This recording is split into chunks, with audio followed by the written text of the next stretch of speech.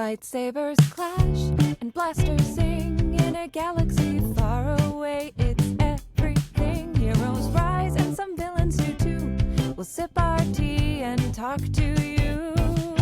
It's tea time on Tatooine. Use the Force, live the dream from Hoth's cold to Endor's green. It's tea time on Tatooine. It's tea time on Tatooine. Use the Force, live the dream from Hoth's cold to Endor's green. It's tea time on Tatooine. Yoda's wisdom and Vader's might.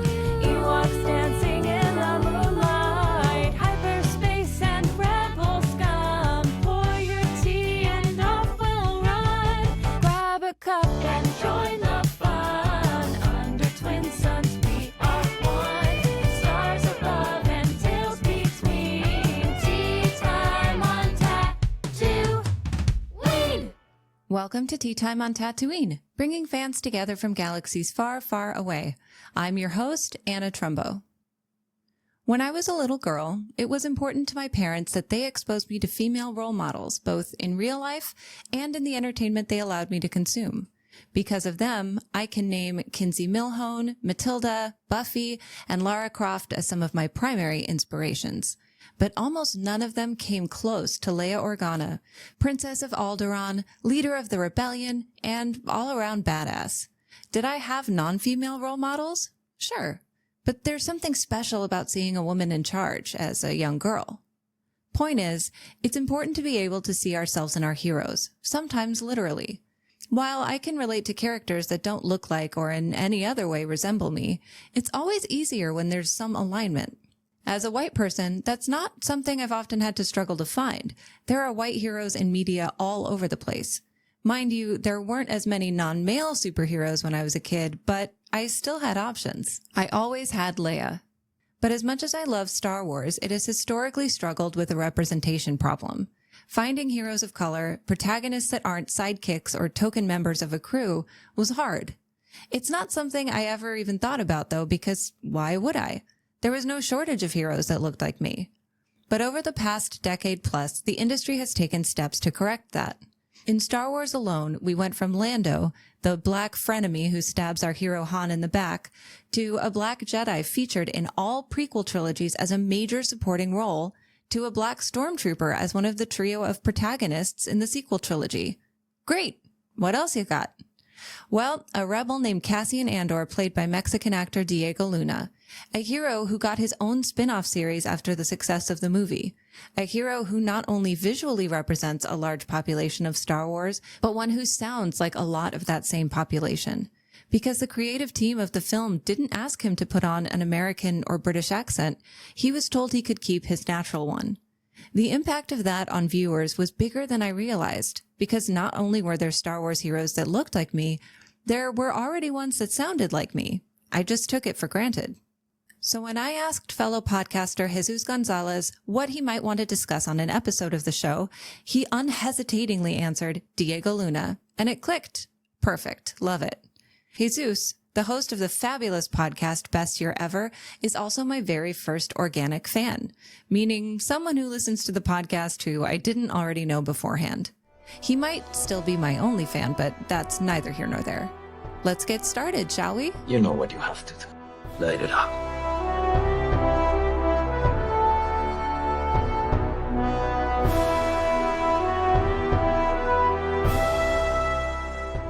You might have issues with making me stop talking. That's not a problem. Is that shirt, is he in a shopping cart? So Oh, I always kind what's of that? dress to the occasion. So I do have an Andor shirt, but I feel like this is more appropriate. Yeah, this is from a little shop in El Paso where I'm from. Look, you don't know, El Paso is like border with Juarez. It's like literally the river, and then Juarez Mexican side, El Paso American side. And there's a little shop called El Chuco. El Chuco is the nickname for El Paso. Like that's how we call him. And it's a very typical thing to see there. I don't know if it's typical in LA, but like the paleteros. We see them in LA. There's Okay. I think it's a different flavor of Mexican culture. It's sort of the like SoCal Chicano culture, but especially, I don't know what it is, but like especially around Little League baseball fields all over LA, there are dudes, usually dudes with that, and then the guys who do the fresh cut fruit with the tahini and chamoy. And So good. it's so good, especially when it's hot and you get like a big thing and you take it home and your hands are all sticky and it's so good. Oh, So good. One of my favorite things lately is that Beck, Sam's co-host in his podcast, discovered Tajín, and now she posts every time that she finds Tajín in the UK, because she lives in the UK. She's like, Tajín! oh, it's got to be hard to find. Yeah, because when you find Tajín, it's like a magical thing. Yeah. Yeah. They use it's very similar. It's not called the same thing, but it's very similar. When I went to Thailand, you could get on a roadside, you could get a bag of fresh cut pineapple with the Thai equivalent of tahini sprinkled in it, and then kind of shake it up, and oh, Now you're making me it hungry. was very good. So we can. I'm fine with the conversation like meandering. It's cool. I don't have like a hard out time. So don't worry if we get stuck on like weird tangents. But I know we're primarily here to talk about Mr. Diego Luna. Yes. Yes. What was the first thing you saw Diego Luna in? Okay, this is my favorite thing ever, because so in Andor, you kind of see a flashback of like early teens Cassian, right? Like he's in the jungle. I know exactly how he looked like at that exact age, because he used to be in a telenovela called Mi Abuelo y Yo. And this Diego Luna was this chubby little cutest boy in the world. And it was all about his grandpa, and that was Mi Abuelo y Yo, my grandpa and me. So that was my first thing that I saw Diego Luna in. And I think we're around the same age. I'm like maybe 4 years younger than him. So I kind of grew up with Diego Luna and him like doing more and more mature movies and shows and things like that. So yeah, 13-year-old Diego Luna. I don't think I knew he was, I mean, you're still a child at 13. I didn't know he was a child actor. And the first thing I saw him in was Y Tu Mama Tambien. Yes. So Which, yeah, I was technically age appropriate to see, but then I also was like, I still feel like I'm too young to watch this movie. Well, it's a very interesting experience, because both Diego Luna and Gabriel Garcia, who's the co-star in that movie, they were both child stars. Like, also, Gabriel was a child star in a telenovela. He was in another one, forget which one. And then seeing them still pretty young, that they were like their very early 20s, I think. Yeah. And then and also being Mexico, so you have the scene that they were both kissing. That was a big deal back in the day in Mexico. Very conservative Mexico. But yeah, like this. And Y Tu Mamá También is one of those movies that I feel like if you didn't experience that at the time, if you see that movie right now, it's not the same thing. Like, no, It's not as impactful. No, it's right now. If you see it, it's like, okay, it's fine. It's a little, it's actually a little cheesy, honestly. But it's a great movie. I don't want to rewatch it now. I just want to like have it preserved in my memory as this, because I loved it. It was very special, and I know I rewatched it. It came out, I think, it came out in America, I think, a little later, like maybe a year later, like 2003 or so. So I was in high school still. I think I was 17 something like that. So I definitely saw it again in my early 20s, but that was still like 15 years ago. Yeah. So haven't seen it since. And what's interesting about that movie is that the plot is that Diego Luna is this preppy, rich boy, and his friend is kind of more like humble, lower class. And Diego Luna, because there's a lot of colorism in Mexico, and he's kind of lighter skinned, he always played these type of roles. So it was very interesting for me to see that in Andor, and I apologize if I skipped too much between Andor and Rogue One, but in Andor, in the flashback, when we see him younger, he's in a very humble jungle-like environment where usually in Mexico, you probably cast someone a little bit more darker skin. So I find it super interesting that the perception here in the United States is that Diego has a darker skin, but if you see in Mexico, he has a lighter skin, at least in stereotypical kind of roles. I think, and this is kind of a silly, it's just the things you don't know. You don't know what you don't know. And I know that colorism exists in quite a few other cultures, in a lot of Asian cultures, and definitely within the Black community. I didn't realize that was something that happened in Mexico. But yeah, no, so I'm a little bit lighter skin, have green eyes, and they definitely treat me differently in Mexico in a positive and negative way. I mean, it sucks either way. But like when we used to go to like the mechanic with my dad, he wouldn't let me get off the car because he if the mechanic saw me, they would charge him more for whatever. Like, people would charge me more because I look more American to them. But here, I look very Mexican. So it's an interesting thing about perception. I mean, El Paso kind of almost straddles both worlds because it's right on the border. So it sounds like you're in a similar boat. I love Diego Luna. Yes. I have since Y Tu Mama También. I loved him he's been in tons of things, but when he was in Narcos, it was just like, I never watched Narcos. I've never seen that show. Really? Yeah. It's very good. I honestly preferred the first version, which was in Colombia, the Pablo Escobar story, and had Pedro Pascal and that other guy, the blonde guy, who's not a very good actor, but very pretty to look at. But then it came out the Narcos Mexico with Diego Luna, and I didn't like that as much, but he was, like, standout performance. He always gives it his all in every role that he's in. Like I feel like Diego's one of those actors that really gets into the character. Like he's like Jeff Goldblum plays Jeff Goldblum everywhere. Like that's just him. But Diego Luna, he can kind of more camouflage chameleon type of character of actor. He likes interpreting very different roles all the time. Yeah, no, not going to get into it. I feel like it too close to home for me. Being born and raised in Juarez, there's a lot of that type of stuff there, and I don't want to watch that. But maybe I should give it a chance. Maybe the Colombian one would be less close to home.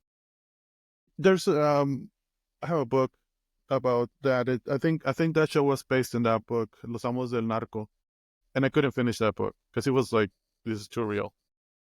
It was like by a report. So it was like a recount of the rise of Pedro Escobar and all that. Or Pablo, what's his name? Pablo Escobar. Pablo Escobar. Yeah. Who they had. It was kind of funny because the guy who played him, Wagner Moura, I think was his name, is his name. And he's Brazilian and has like a really thick accent. And it was funny. He was trying really hard to, and he did a good job. But then every once in a while, you'd be like, that sounds very different. But he was so good, it didn't matter that you were like, oh, I can't be mad at that. You're fantastic. Yeah. Do you remember how, like, what was the impact when it was announced that Diego Luna was cast as a protagonist in a Star Wars movie?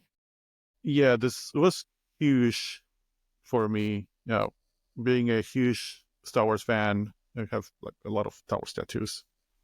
And growing up with that, my dad being a huge Star Wars fan, like my whole family. And this was 2015, right? So, or 16. So right after Disney bought it, and you have done the first sequel movie, which was fine.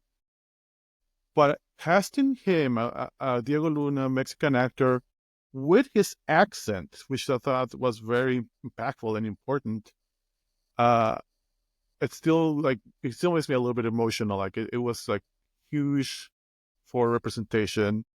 It was huge for him having that role and not being like a token minority role. It's like he was the protagonist. That's pretty big. So that's always kind of had a special place in my heart.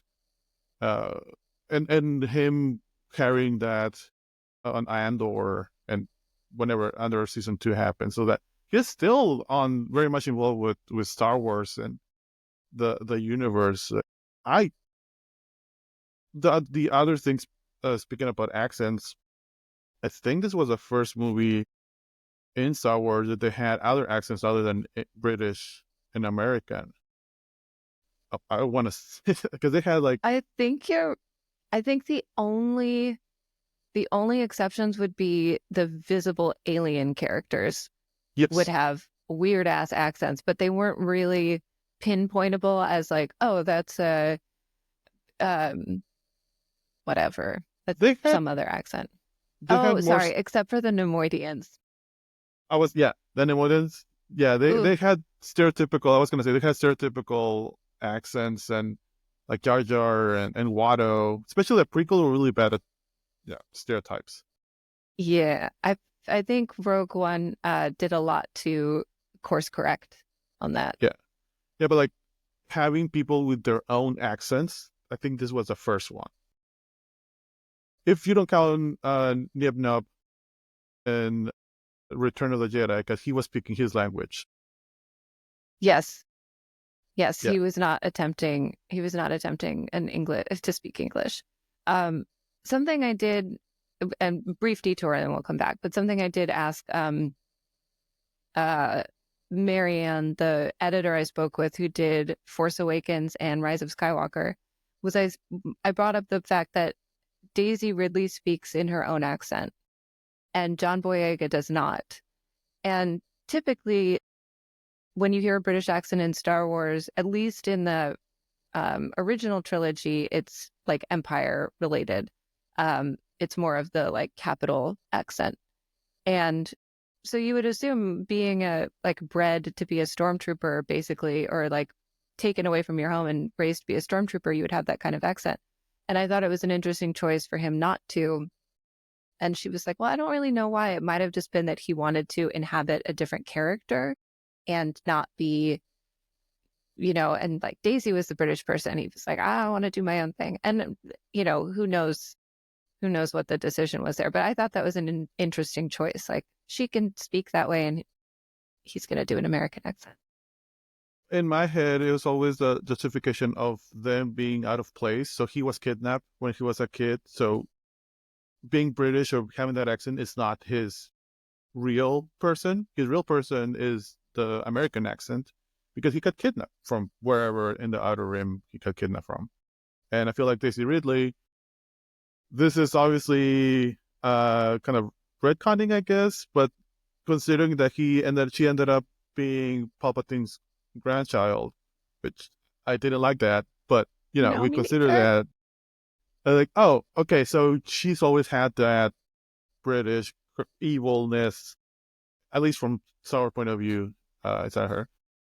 The reality is probably that they just make nonsensical decisions just for the fun of it, but yeah. And it's fun to come up with reasons for that. Like, there's I think it was on HBO or something, but Carrie Fisher did a one-woman show, and she addressed very directly, like, oh yeah, I was doing, I was trained doing acting in London. I went to school in the Royal Academy of Performing Arts, blah blah blah, and we all learned to do this like standard British accent that's like a little bit of a mix, but it, kind of your bland British accent. And she just straight up started the movie with that accent, hardcore, like, should have smelled your stench when you were brought on board. So strong. And then the second they come in to rescue her, aren't you a little short to be a stormtrooper? Like, it's gone. And there's no reason for that. And she doesn't try to give a reason for that. It's just All right. Okay. Yeah, I feel like Go with it. the in-universe explanation, because we're Star Wars nerds, that's what we do. We try to justify everything, and I feel like, oh, she's speaking to Tarkin, so that's her persona when she speaks to high-level Imperial officers. And I feel like there's a little bit of mocking him, because it is a very pronounced British accent. Yep. Something It's that a I lot. something that I noticed, just to bring it back to Diego Luna, is that because when you invited me for this to talk about Andor and Rogue One, I rewatched it. And it's the first one time I watched Andor and then Rogue One back to back.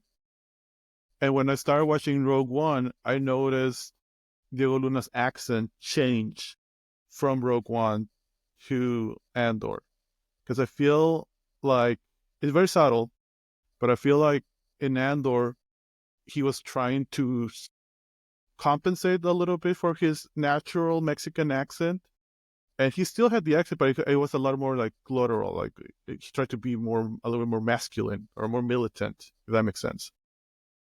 And in Andor, I think he's talking more natural, more like how he would talk in English. So I feel like it was a similar thing with Carrie Fisher.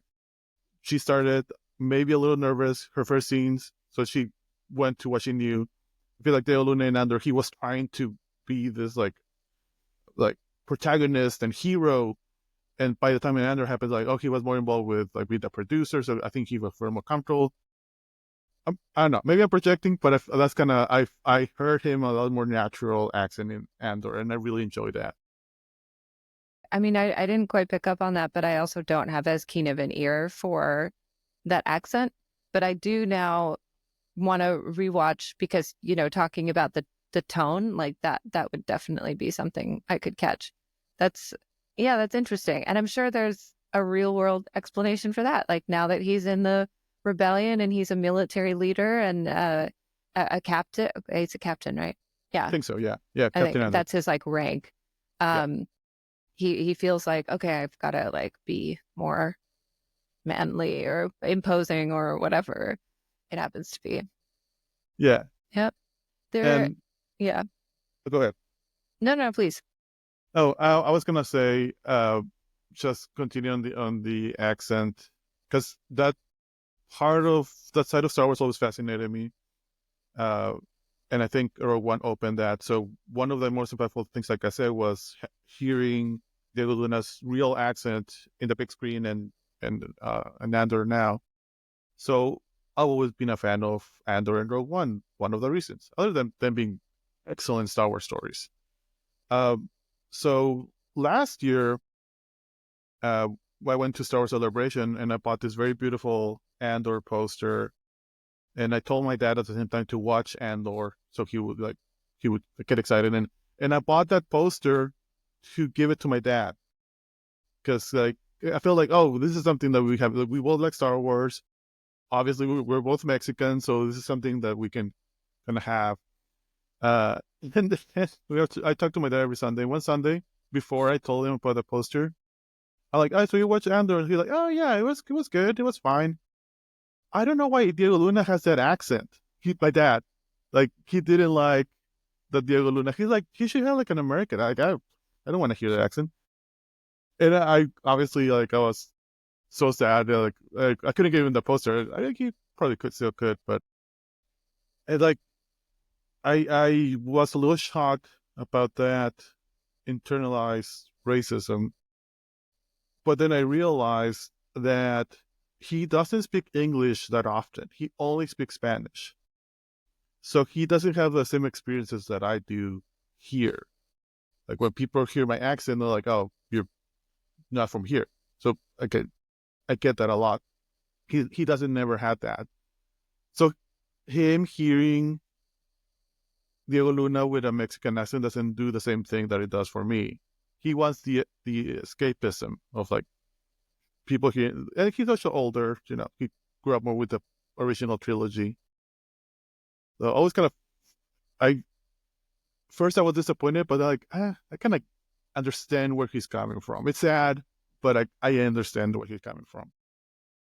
I I always thought because there's so many millions of planets in the galaxy that it just it just worked for me hearing different people's accents because it's like how I mean, are you really going to expect that like every species that speaks basic speaks one of two?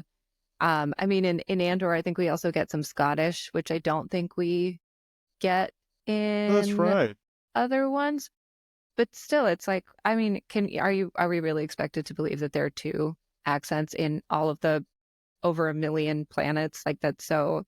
And I also thought you don't really feel this as much in Rogue One as you do in Andor because he wasn't kidnapped by Marva, but he was definitely like taken by her, which could be construed as problematic, but I also took it as her like saving him from certain death. So, eh, I, I'm actually interested in what you think about that. But he does have a little bit of a fish out of water because the people on Ferric speak with a different accent than he does, and he's not from there originally. Yeah, and Ferris seems like they have like the normal American accent. I want to take a moment to note that I was completely wrong about most of my accent takes from this show. Fiona Shaw does use a British accent. There are all kinds of accents on Ferrix, including an Irish one, not primarily American. I just got so sucked in during my rewatch that I completely forgot to pay attention to accents until I went back to fact check myself, which I'm very glad I did. Apologies for talking out of my butt. Because I feel like it's established that Outer Rim has American accent, Mid Inner Core has the more British posh accent. I'm curious I never really thought about this, but how I can kind of hear different Mexican variation in Diego Luna's accent. I wonder what British people think about the different British accents within the Empire. Like I don't think they're all the same. So I kind of No, they're definitely different ones because yeah, I think it is kind of standard American on Ferrix. Because I'm pretty sure because I rewatched a little bit and then I didn't clock all the accents because Fiona Shaw is British, but I'm pretty sure she spoke with an American accent. yes, yeah, she Yeah, did. She spoke with an American accent. Yeah, no, and she is very British. she's Aunt Petunia. Yes, she's on Petunia. Oh, she's Incredible. truly one for the ages. She is. I love her so much. She's so hateable, obviously, in Harry Potter.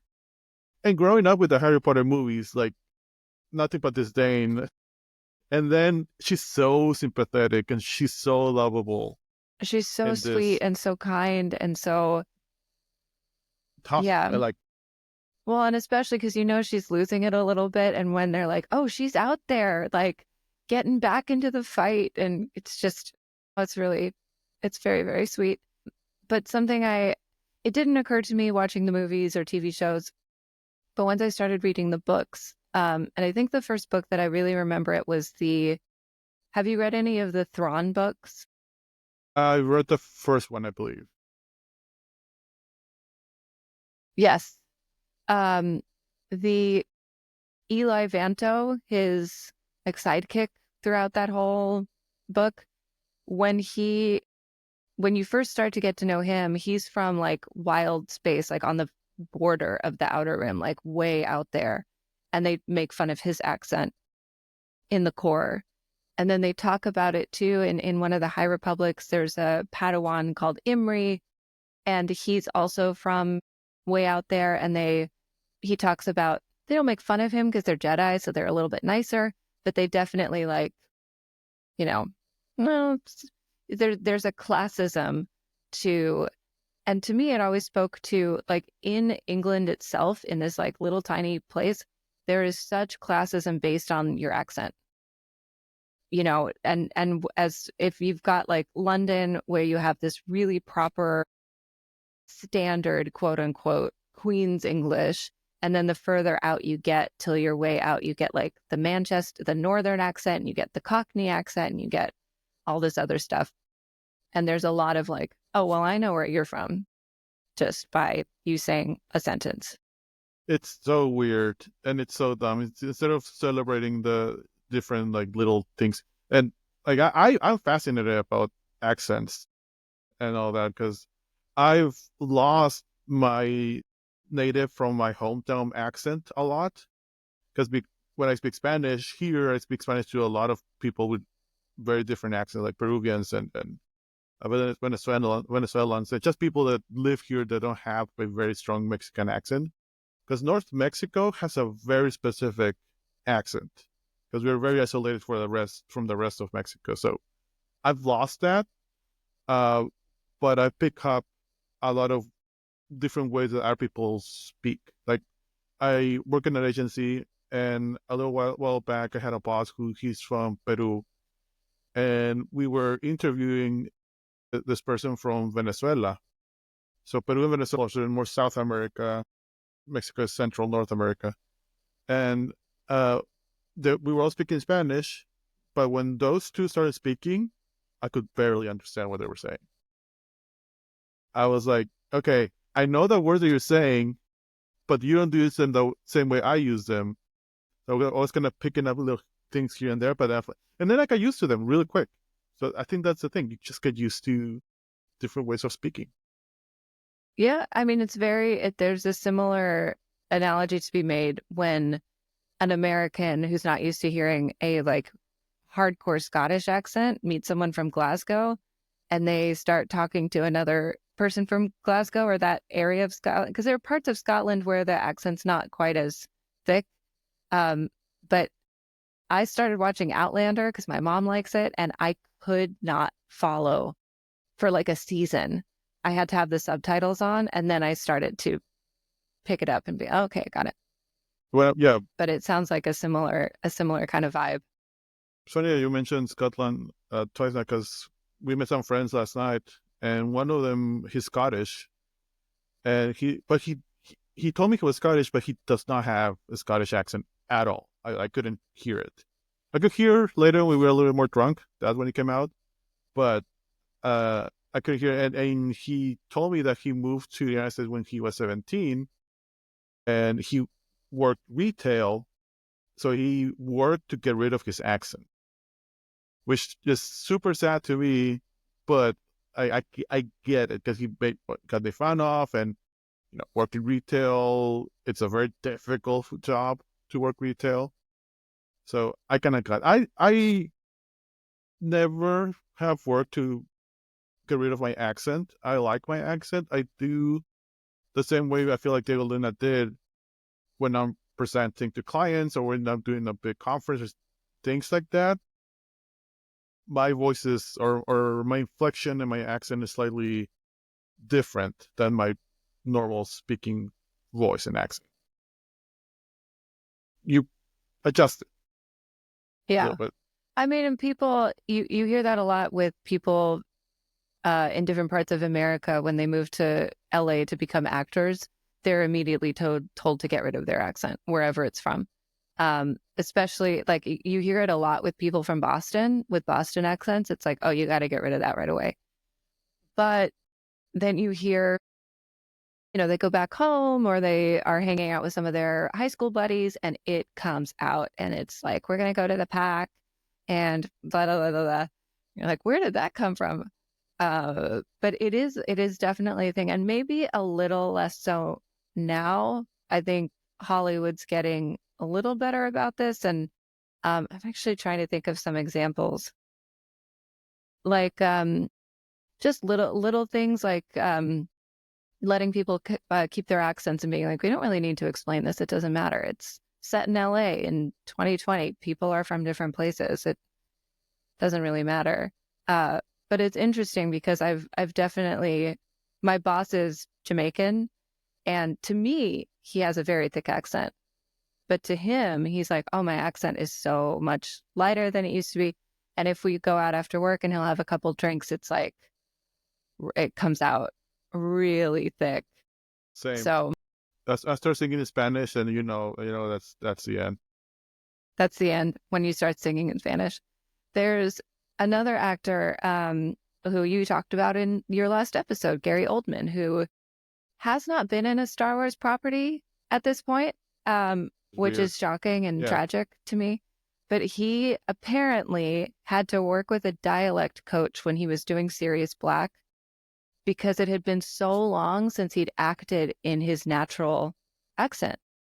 Because he's playing a Russian, he's playing an American, he's playing a white Rasta, he's playing, all these different parts, all these different characters with different accents.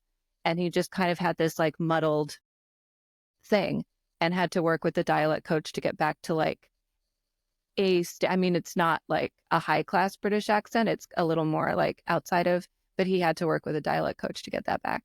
It was wild. So that was really funny. It was wild, but not surprising. I can think of right before the pandemic, me and my wife went to Australia to visit a friend there, and this friend married an Australian 10 years ago or 15 at this point. So she's been living in Australia for like a long time. When we met her, and the first night we met her a couple of nights, the first night we met her, and we all were speaking Spanish, and I right away clocked that she was speaking with my hometown accent way more than me and my wife were, because she only speaks Spanish to her friends in Juarez and family in Juarez. So that's her exposure to Spanish. So she kind of kept that. And that's when I realized, I kind of lost my native Juarez accent. And then the next day, we met up with her husband, who she's Australian, and she started speaking English, and it wasn't this accent that I have right now. It was like a very European, British accent. And it was super weird, but it kind of makes sense because she only speaks English in Australia. She doesn't speak English in America. So just how do you... But yeah, you're right. The moment I go back to Juarez, I'm there for a day and I'm speaking like Ecuarense. Absolutely. Yeah. No, that definitely makes sense. I'm trying to think of other people in Star Wars who speak with non-British or American accents that aren't just aliens. Well, like the rest of the cast of Rogue One, like Chirrut, Baze, Right. Bodhi, even. Yeah, like they all had like their own accents. I don't know. I think was he British or he was British accent, right? Yeah, and he had a British ish accent, I believe, in that. Yeah, it wasn't super. But he was an Imperial pilot, so it would make sense that he would kind of go that way. I actually don't know where Riz Ahmed is from. But I think if I remember, at least his accent was kind of British. Jyn Erso definitely had a British accent, which was an interesting choice. I think also. that's her accent. Yeah, she got her own accent. Yeah. Well, and Mads Mikkelsen kept his accent, which is he's Dutch, I think. Mads and Lars Mikkelsen are Danish, not Dutch. I would have prepped much more research if I'd known we'd be talking so much about this stuff. Obviously, I didn't. Yeah. And then Thrawn, Lars Mikkelsen, also, I believe it sounded like he kept his own accent. Like he was speaking with the Dutch accent, but also kind of Britishy. Fits so good. Oh, I love perfect. Thrawn. Yes. Thrawn is, we've talked about this. I think Thrawn and Rex are like my two favorite characters, low key. Very different. Both have blue. I don't think that's relevant. I was going to say you have blue hair right now, so I feel like there's something there. I have blue hair right now. Yeah. I mean, I've also had pink hair and purple hair, but like I've got my Rex tattoo. At some point, I'll have a Thrawn tattoo, I'm sure. He's just, I have such a hard time thinking of him as a bad guy. And I think it's because I've read so many of the ones that are canon books. And it's like, man, he just wants to protect the galaxy and then his also homeworld from like an evil worse than the Empire. So I know he's getting set up to be the big bad of the Mandoverse. I just hope they give him a little more depth and go further into that backstory to explain like he's not just evil. Like, he genuinely thinks that this is going to be the best way to combat the bigger evil that's outside of the galaxy. Because there's none of that in the shows or cartoons. No. I know this just because I haven't read most of the Trump books, but just because I'm a Star Wars nerd, so I know. But that's the best kind of bad guys, like the bad guy from Black Panther. Like, he had a really good reason to do what the thing that he did. He just did him in the wrong way, probably. But I think that's also very compelling bad guys. So hopefully he gets a little bit more backstory, because Thrawn is one of my favorite characters also. Yeah, he deserves depth and nuance, I think. Especially if you want to, because it's always fun when there's a bad guy that you're like, I don't hate you, I don't want you to win, but like there's a little bit of, I always think that's a lot more fun. And Black Panther was a great call out, because I've definitely felt like, yeah, fuck that, you should be angry. That's 100%. I maybe like tone it down a little bit and stop short of murdering people, but I yeah. did remember. You reminded me of something when picking up other languages. So when Zhang, who played bass, he didn't speak English. He learned English for the part. I didn't know that. And so I know, like, it's super admirable. Like, I don't know how you can do that, but he did it. And when I said that when Rogue One came out, that was the first time I went to Star Wars Celebration, and I think it was London this time. And they had this huge Rogue One panel where they were gonna premiere the teaser. So it was the first time we ever saw anything, and they had all of the actors from Rogue One. It was like really amazing. Yeah, hearing Diego Luna, I of course yelled "I love you" to Diego Luna in Spanish, and he definitely heard me. So super excited, super fun. And then they're kind of, asking the actors their role, to explain a little bit what they do. Donnie Yen, freaking amazing. Oh my gosh. You can see some of them struggling with English, especially Wen Jiang. Because, like I said, very new to English. So he very slowly, my character is this. And then he said, and when we all die. And then he realized he messed up. And then he's like, and then the host like, okay. So he kind of ruined Rogue One for all of us. But it was one of those moments where everyone like, uh-oh. And he knew it. Dang it. Yeah. Oh, wow. I hadn't heard that. But that spoiler, luckily, at least in my corner of the internet, did not really leave that room. I don't think it did. Like, because I was waiting for everyone to know, but I don't think most people, like, maybe the fact that he had a very thick accent helped a little bit. But and not everyone clocked it. Maybe not everyone clocked it, but a lot of it like, oh, the actor was definitely, uh-oh. Shit. That is very funny. I know that I was just looking it up, so I'd have it ready to go, but Lee Jung-jae from The Acolyte also did not speak English and learned, and I don't actually know if he just memorized the lines or if he was learning English or maybe a combination of both. But I think he also did a very admirable job with that. And that's really hard because, as kind of cheesy, but like if anyone who's taken acting classes, acting is reacting. So it's not just saying your lines, it's also reacting to the lines said to you.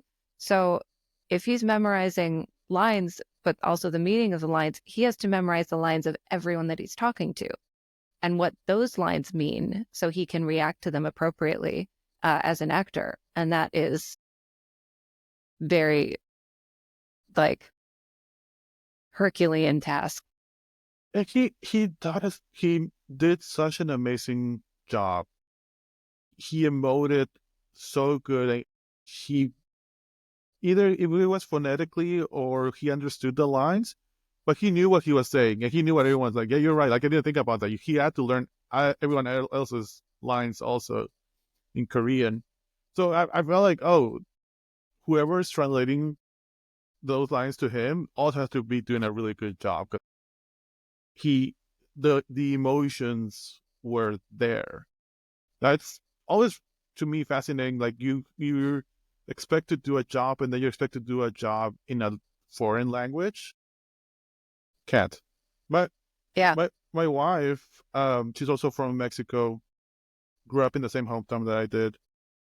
She learned English at the same time that she was going to engineer school in El Paso in English. So she was like, she told me, I didn't have good grades when I started. Yeah, because you didn't know the I mean, language. understandably so. I hope there was some leniency for that from her professors. Yeah, there's a lot of Spanish and English mixed, but I mean, all of the textbooks were in English, obviously, like everything was in English. So, and she's very conscious about her accent, but she has like really good, like you can understand her really good. And going back to my dad, uh, I finally got him to listen to my podcast. He struggled. He's like, how do I do internet? Like, all right, let me walk you through it. Oh, parents. Yeah, and he's thought that it was like a one thing, and then I'm like, no, we have like 10 episodes now. Like, oh, okay. So my dad's very opinionated, and he heard my first podcast the first episode where I kind of say, well, I have a little bit of an accent. I mumble sometimes, like, please excuse how I speak. But it was more like lighthearted. I wasn't really like saying anything negative about my accent or the way I speak, but just acknowledging it. My dad got angry with me. He's like, you do not have an accent. And like, yeah, I do. But again, his perception is if you have an accent, that means people can't understand what you're saying. Interesting. Like it's just like to him, having an accent is the same thing as broken English. And it's definitely not. So I also kind of to like explain to him, like people in Mexico City have different accents than people in my hometown, Chihuahua or Juarez. Kind of same thing. I'm going to have a different accent from everywhere else here. So again, it's just perceptions. Yeah, it's interesting that was his take. I had another thing about accents. There's something about oh yeah. I mean, I had a hard enough time. So I was trained when I was younger as an opera singer, and then very quickly was like, this is really hard. I'm gonna try musical theater instead. But a lot of well, and I did choir as well, and a lot of choral music is in Latin or Italian or German, or in one case, we did a really long piece that was in Hebrew. It's rarely in English. And you want to understand what you're saying. And in choir, you're not as required to like emote or have, you can sing in choir and get away with it and not know the meaning of what you're saying at all. But if you're singing alone, you need to really understand like not just what the song means, but as what the words mean as you're singing them. And that was always a challenge to me. And that was, I mean, so much easier than like going to school in a different language. Like if you plopped me in Italy and said, take a class in cooking and the whole thing is in Italian, including the cookbook, I like, and I assume, I don't know how old your wife is, but it might have, I mean, if she's somewhere in our age, it would be before you had just like a Google where you can just run your phone over the text and like it immediately translates. Forget it. I would be like crying in my room every night. I feel like your brain has to go to overdrive and learn these skills, right? Because it's almost like survival when you're in that situation. I feel like that what happened to my wife. Like her brain says, like, all right, we need to understand this. So that's going to happen. We went to Finland a couple of weeks ago, well, a month ago. And it's funny you mentioned the Google Translate, because we were at a couple of pubs and we happened to be in one that had a trivia night. And they're like, you want to participate? I'm like, well, we don't know Finnish. And like, it's fine. It's general knowledge. So I spent the whole time with my phone. Still in Finnish. Looking, and then it was general knowledge, but it was Finnish general knowledge. So every question was about Finland. Probably really easy questions for them, but like I don't know when Finland had its first capital. I don't know. But that is very funny. I love that we don't speak Finnish. Oh, but it's general knowledge, and it could have been general knowledge about the world, or movies, or things that you would know the answer to, but it's still in Finnish. Yep. So that's very funny. That's a very funny response to that. Like, oh no, you'll be fine. You'll be fine. We got lost place, but we still got drunk, so it was okay. And the Google Translate, because the questions were in a screen, so we would just point at it. So it would do a good enough job that you kind of understand the question, but it wasn't obviously written correctly. I'm going to have to do that when we're in Japan. When we meet up in Japan next year. Yeah. You're learning Japanese for that. Yes. I don't know if I'm going to have enough Japanese, but I feel like I'll have enough to order things and to say hi and things like that. And to ask where things are. Like that's my goal. Practical. Yes. Yeah. I'll be relying on Google Translate quite a bit, because I'm going with a group of friends, none of whom speak Japanese. No, honestly, I'll be probably relying on Google Translate a lot too. But I am getting to that point where I'm watching anime and I'm watching it in Japanese. So I'm getting to that point where I know what that word is. I know words now. That's something. That's progress. That is definitely progress. Growing up in LA, in Los Angeles, like there's Spanish-speaking people everywhere, and mostly Mexican Spanish-speaking people, and it's very different. So when I would try to learn Spanish on, like, as a older adult using Duolingo, I was like, this is not the Spanish that I have heard in my, dealings. It's just a completely different dialect, and like the accent is because it's like standard Spanish, which is completely different. I don't understand Spanish. Like when the first time I went to Paris, and I remember thinking being in one of those boats where you go around the city and the boat tour, and they would say what it is in French, English, Spanish, and Italian. But they would say it in Spanish, so I would understand the Italian more than I would understand Spanish. Because Italian is very similar. It's a Latin, obviously, language, so it's very similar to Spanish. But it's just the way they said things. And we had like a tour guide she was Spanish, didn't understand anything that she was saying. Especially because I was 16, so my exposure to other dialects and accents and languages was very limited when I was a kid. So I feel like now I can understand a little bit more.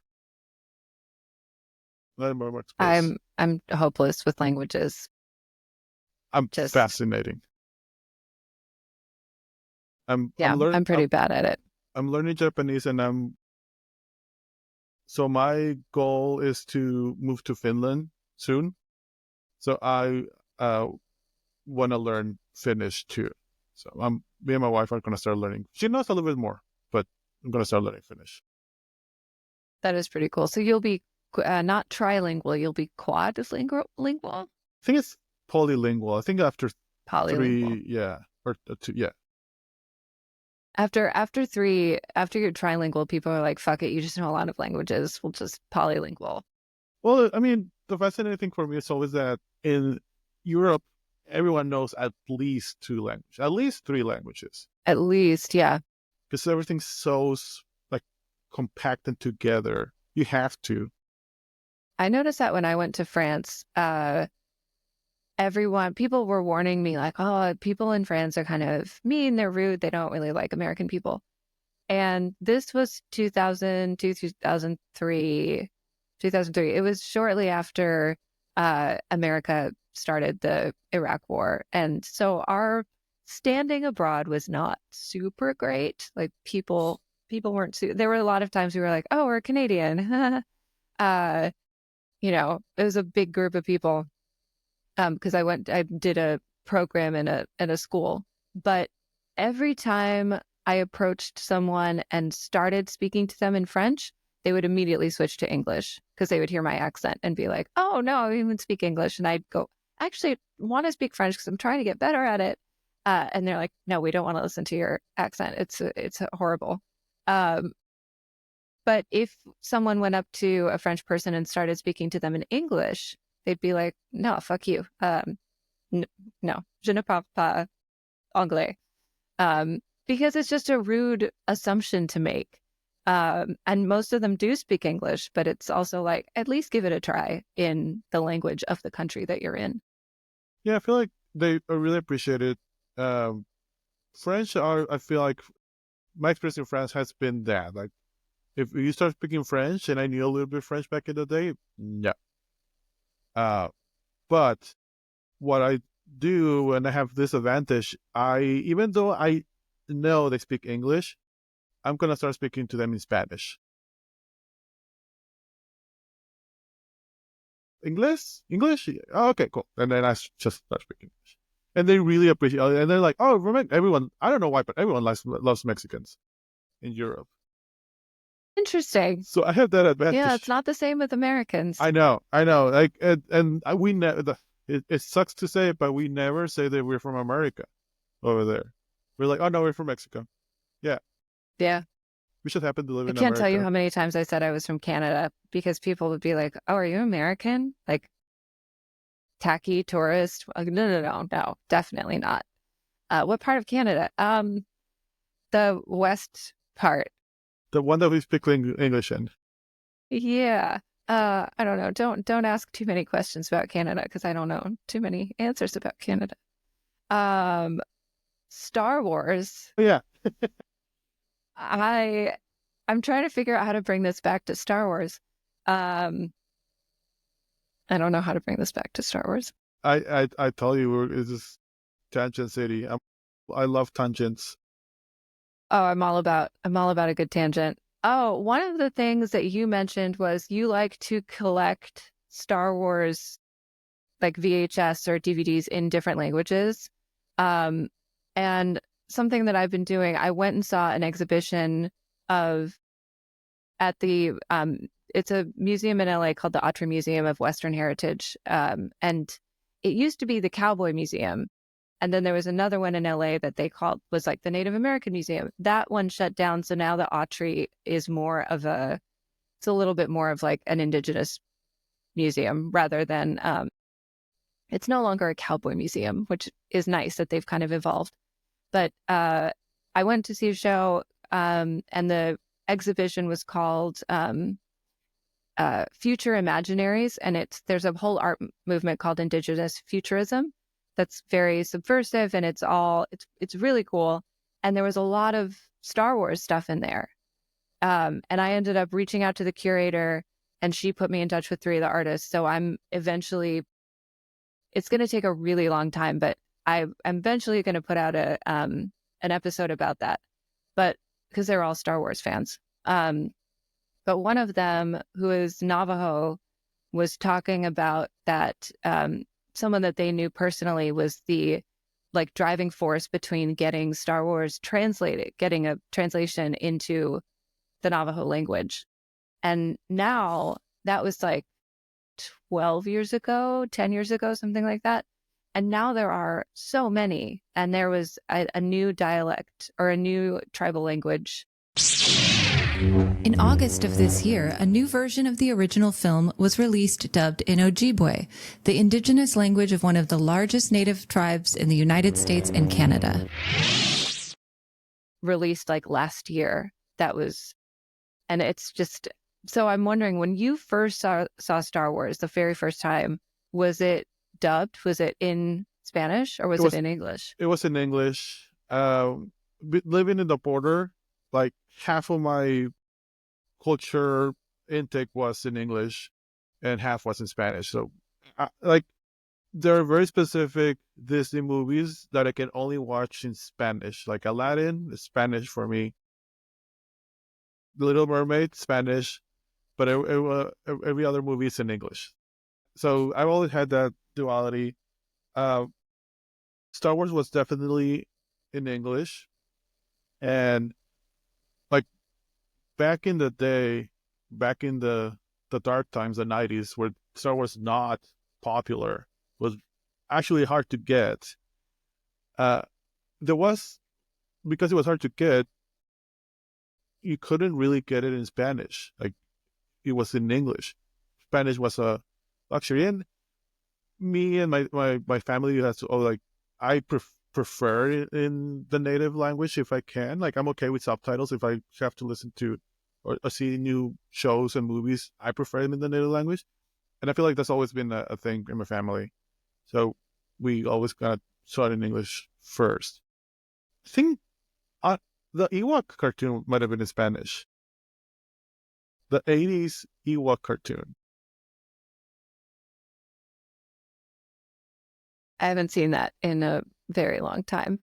But it is, to me, fascinating. What I love about collecting Star Wars in different languages is the interpretation of Star Wars in those languages and what's important to them and the culture and what changes to make it sense to that culture. So yeah, every time I go to Europe or somewhere else, I always try to go to like the thrift stores or the antique shops, and like I always find I have a novelization of Return of the Jedi in Dutch. Oh, wow. That I found in Amsterdam.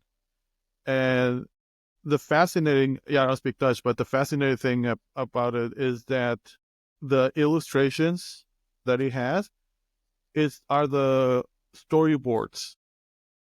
So you'll have... That's so cool. I know. Like, how did that decision get made? How did that happen? Like, those are like stories that I love seeing. And yeah, like my last trip to Finland, I found 4 VHS of, like, it was episode 1 and 2 and episodes 4 and 5. 5 and 6.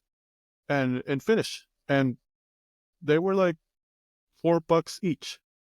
I feel like they didn't know what they had. So I love finding little Easter eggs here and there. Which, what's his name? The gallery owner, Luthen Rael. Yeah. Gallery, like, why that always fascinated me, because I feel like if I live in the Star Wars universe, I would want to have that gallery. Like, I would be having that type of collection. And I feel like they did such a good job of, first of all, putting a lot of Easter eggs for us nerds, but also showing how varied that universe is.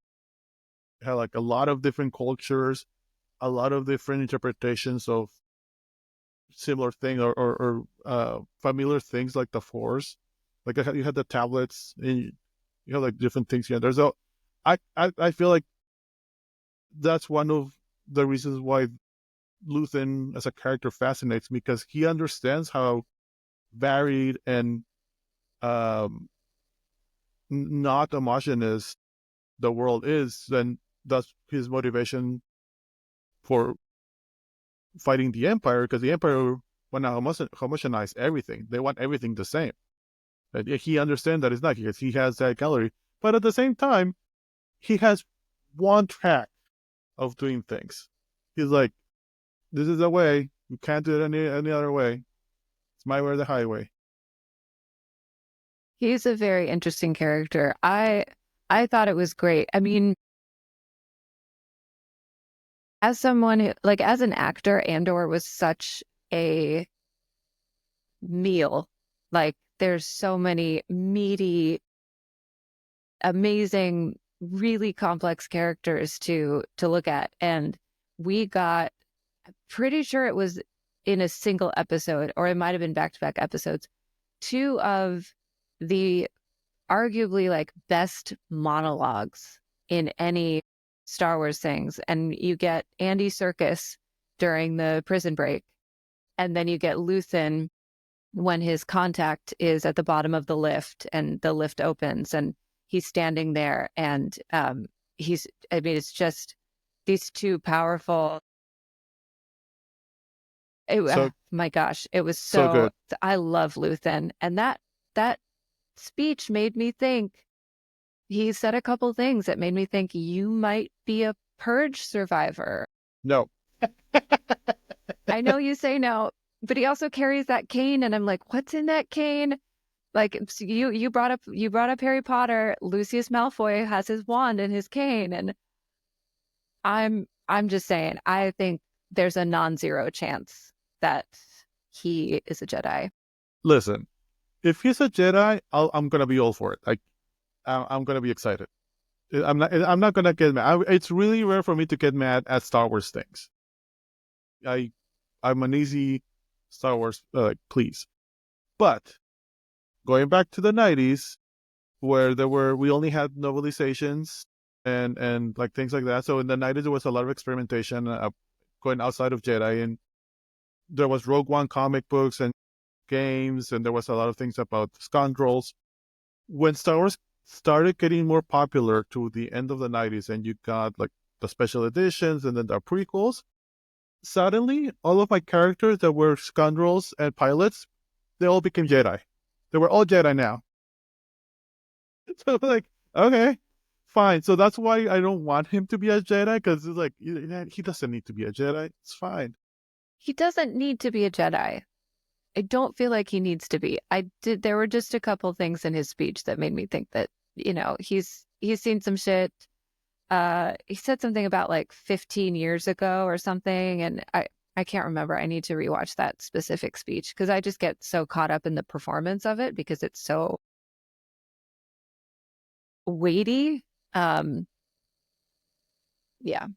I think he also had his accent. Speaking of, he also had kept his Swedish accent. That's interesting. I'm going to rewatch it again and see if he was switching to standard British when he was the shop owner, the gallery owner. Oh, yeah. Because I wonder, because he wears that disguise so good. Well, that gallery is phenomenal. I'm with you. I would love to just go in there and look around and touch all the things in them. Well, it's a very conflicting thing for me, because that feels like the British Museum. They have stuff because they stole stuff. Yeah. So I feel like everything in the gallery is probably not given, is definitely stolen. But I feel like he's trying to conserve it as much as he can. Like, he's not an ethical man at all. No. But if he's a Jedi, I would love it if he doesn't use his lightsaber, his Jedi. Like I would love if he just like mentions, "Oh yeah, I survived the purge, and this is how I survived it." Yeah, I don't need lightsabers in Andor. It's not really that kind of show. I agree about the gallery. It definitely brings up some issues, and to bring it back to Thrawn, that's Thrawn's whole thing. It's like, you can defeat your enemy by understanding their art. And on the one hand, he's an appreciator of art, but none of that art was given to him. All of that art was taken, typically by cultures that either he personally or the empire as a whole was responsible for decimating and sometimes genociding, depending on the culture. And there's this very like woke, quote unquote, moment in Rebels when Ezra and Thrawn first meet, and he's talking about the art, and he's like, this isn't yours. You didn't make this. You don't deserve this. You don't understand this. You think you can take whatever you want? Things you didn't make? Didn't earn? Things you don't even understand? You don't deserve to have this art. You like, this is not your art. You know, like, don't pat yourself on the back too much because you appreciate it. Like, you appreciate it, and then you genocide the culture that made it. And it's like, oh, well, here's this nice reminder. It's like, well, fuck you. So I really liked that Ezra was so aggressive towards him when they first met, just like zero fear. Well, but yeah, Thrawn's attitude is a little problematic as well. Thrawn weaponizes art. Like, he uses only It's for fucked up. that. He doesn't appreciate it really. Like, yeah, he's like, oh, I'm going to find your weaknesses based He on appreciates this. it strategically. Yeah. He's a complicated character, man. But no, you were mentioning the speeches. Tony Gilroy, who's the showrunner of Andor, he loves his speeches. And I was trying to, like I said, I rewatched Andor and then Rogue One back to back. Rogue One being directed by Gareth Edward and kind of secretly directed by Tony Gilroy also, I think. But you can definitely see the differences of Rogue One when it came out. It was like, oh, this is so dark. This is not like normal Star Wars. But watching it now, especially compared against Andor, it's so much fun. It has a lot of humor. It has a lot of like that Star Wars whimsy still. And I think Andor is lacking a lot of that. Like, you could call Andor Blade Runner 3 and it wouldn't be that much of a stretch. So I feel like you can definitely see the tones flip from Andor to Rogue One. And I feel like it makes Rogue One a lot stronger and different because Andor, it is what it's supposed to be doing. It's a very gritty, very shades of gray look on the good guys of Star Wars, the good guys and bad guys of Star Wars. Although I hope by season 2 you can sympathize more with Empire, because you're not really sympathizing with Empire in Andor. No, yeah, no. There's nothing redeemable, but I want to see that side of like Rebels did it really good with Callus. Yes, he did a really good. They did a really good job with Callus, and I make the comparison between Callus and then General Hux, becoming the rebel spy. It's for General Hux. It's like a he turns on a dime. There's no moments where he like has doubt or we see him start to, and it's such a petulant like, I don't want you to win. I just want Kylo Ren to, and it has no weight. It's like, It's a joke. It's a joke. It's totally a joke. But with Callus, you get like a multi-season arc of, he has this, the trapped in the cave episode with Zeb, which I think is one of the best episodes of the show.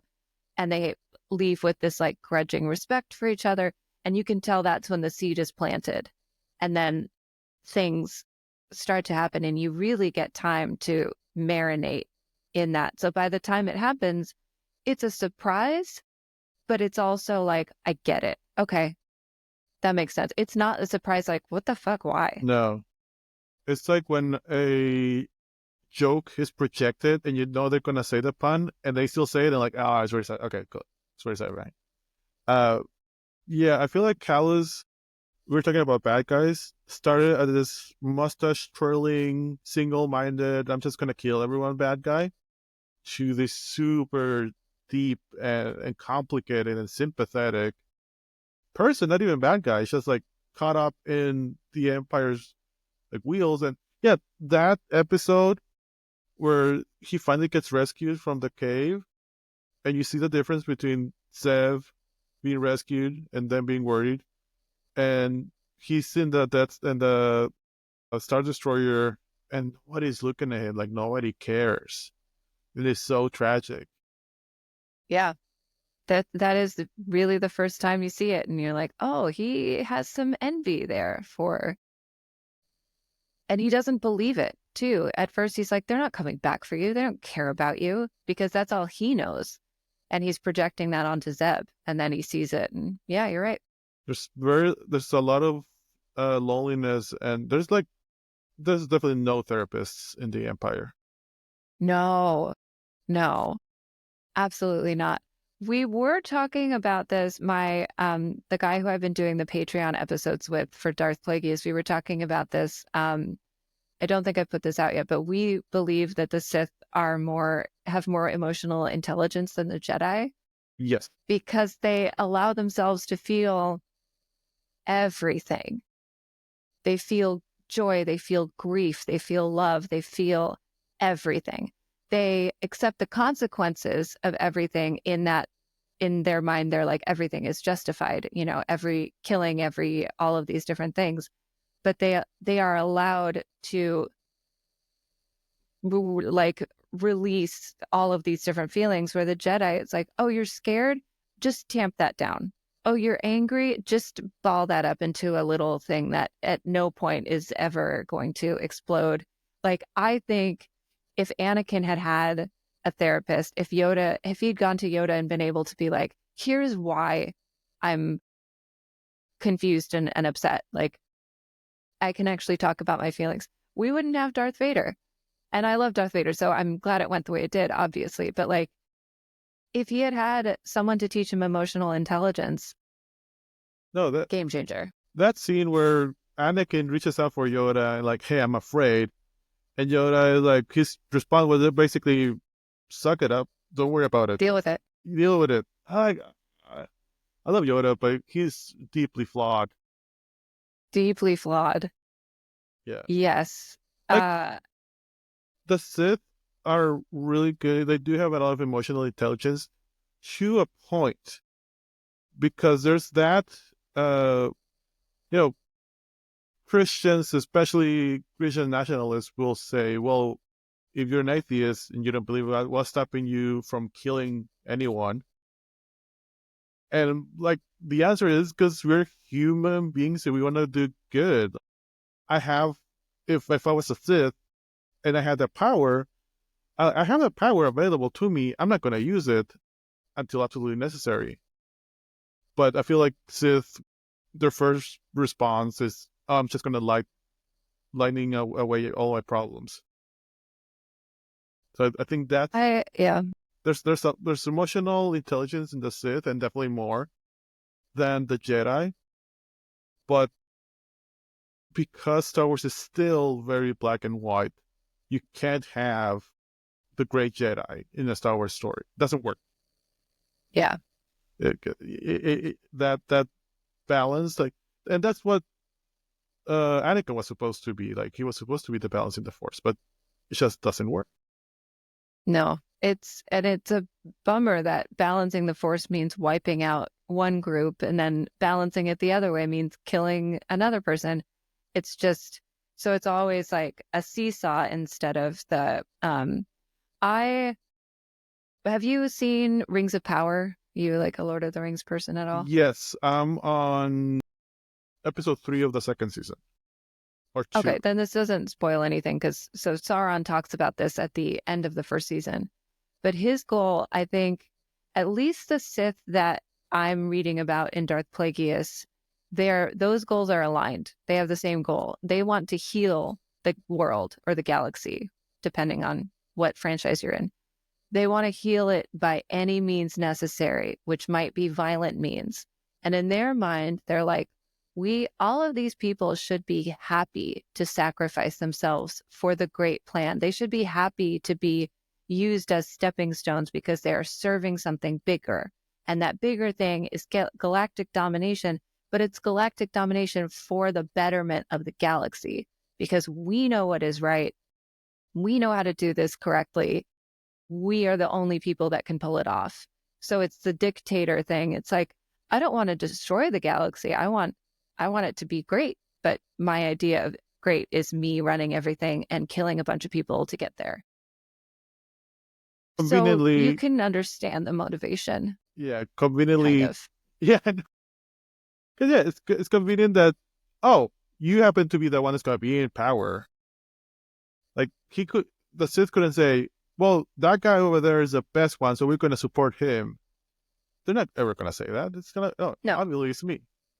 I'm the one. I'm the And one. that's another thing. Every Sith is like, well, I'm the chosen one. I'm the one that's going to do the thing.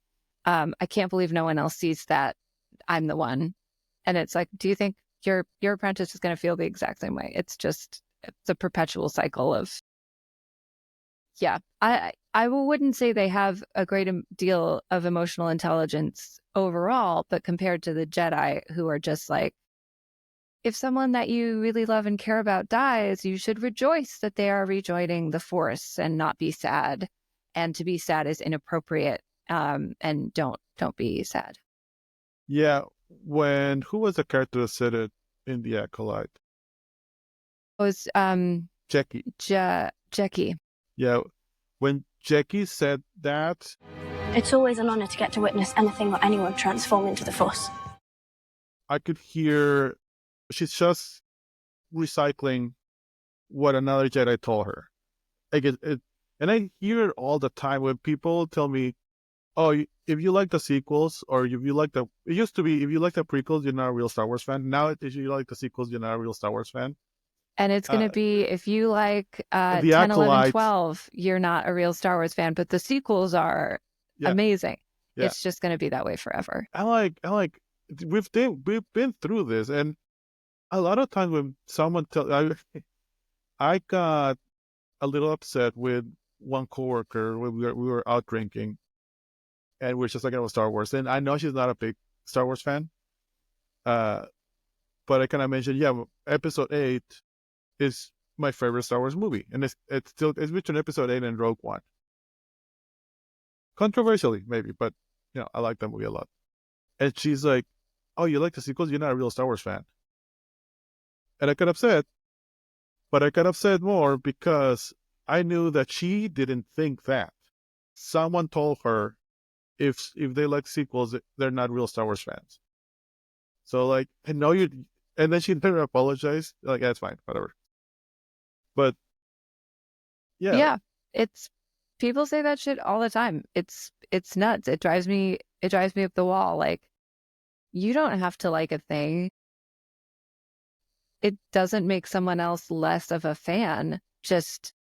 I mean, Rise of Skywalker is my least favorite Star Wars movie, bar none. Like, just under Attack of the Clones, but I still like Attack of the Clones better than Rise of Skywalker.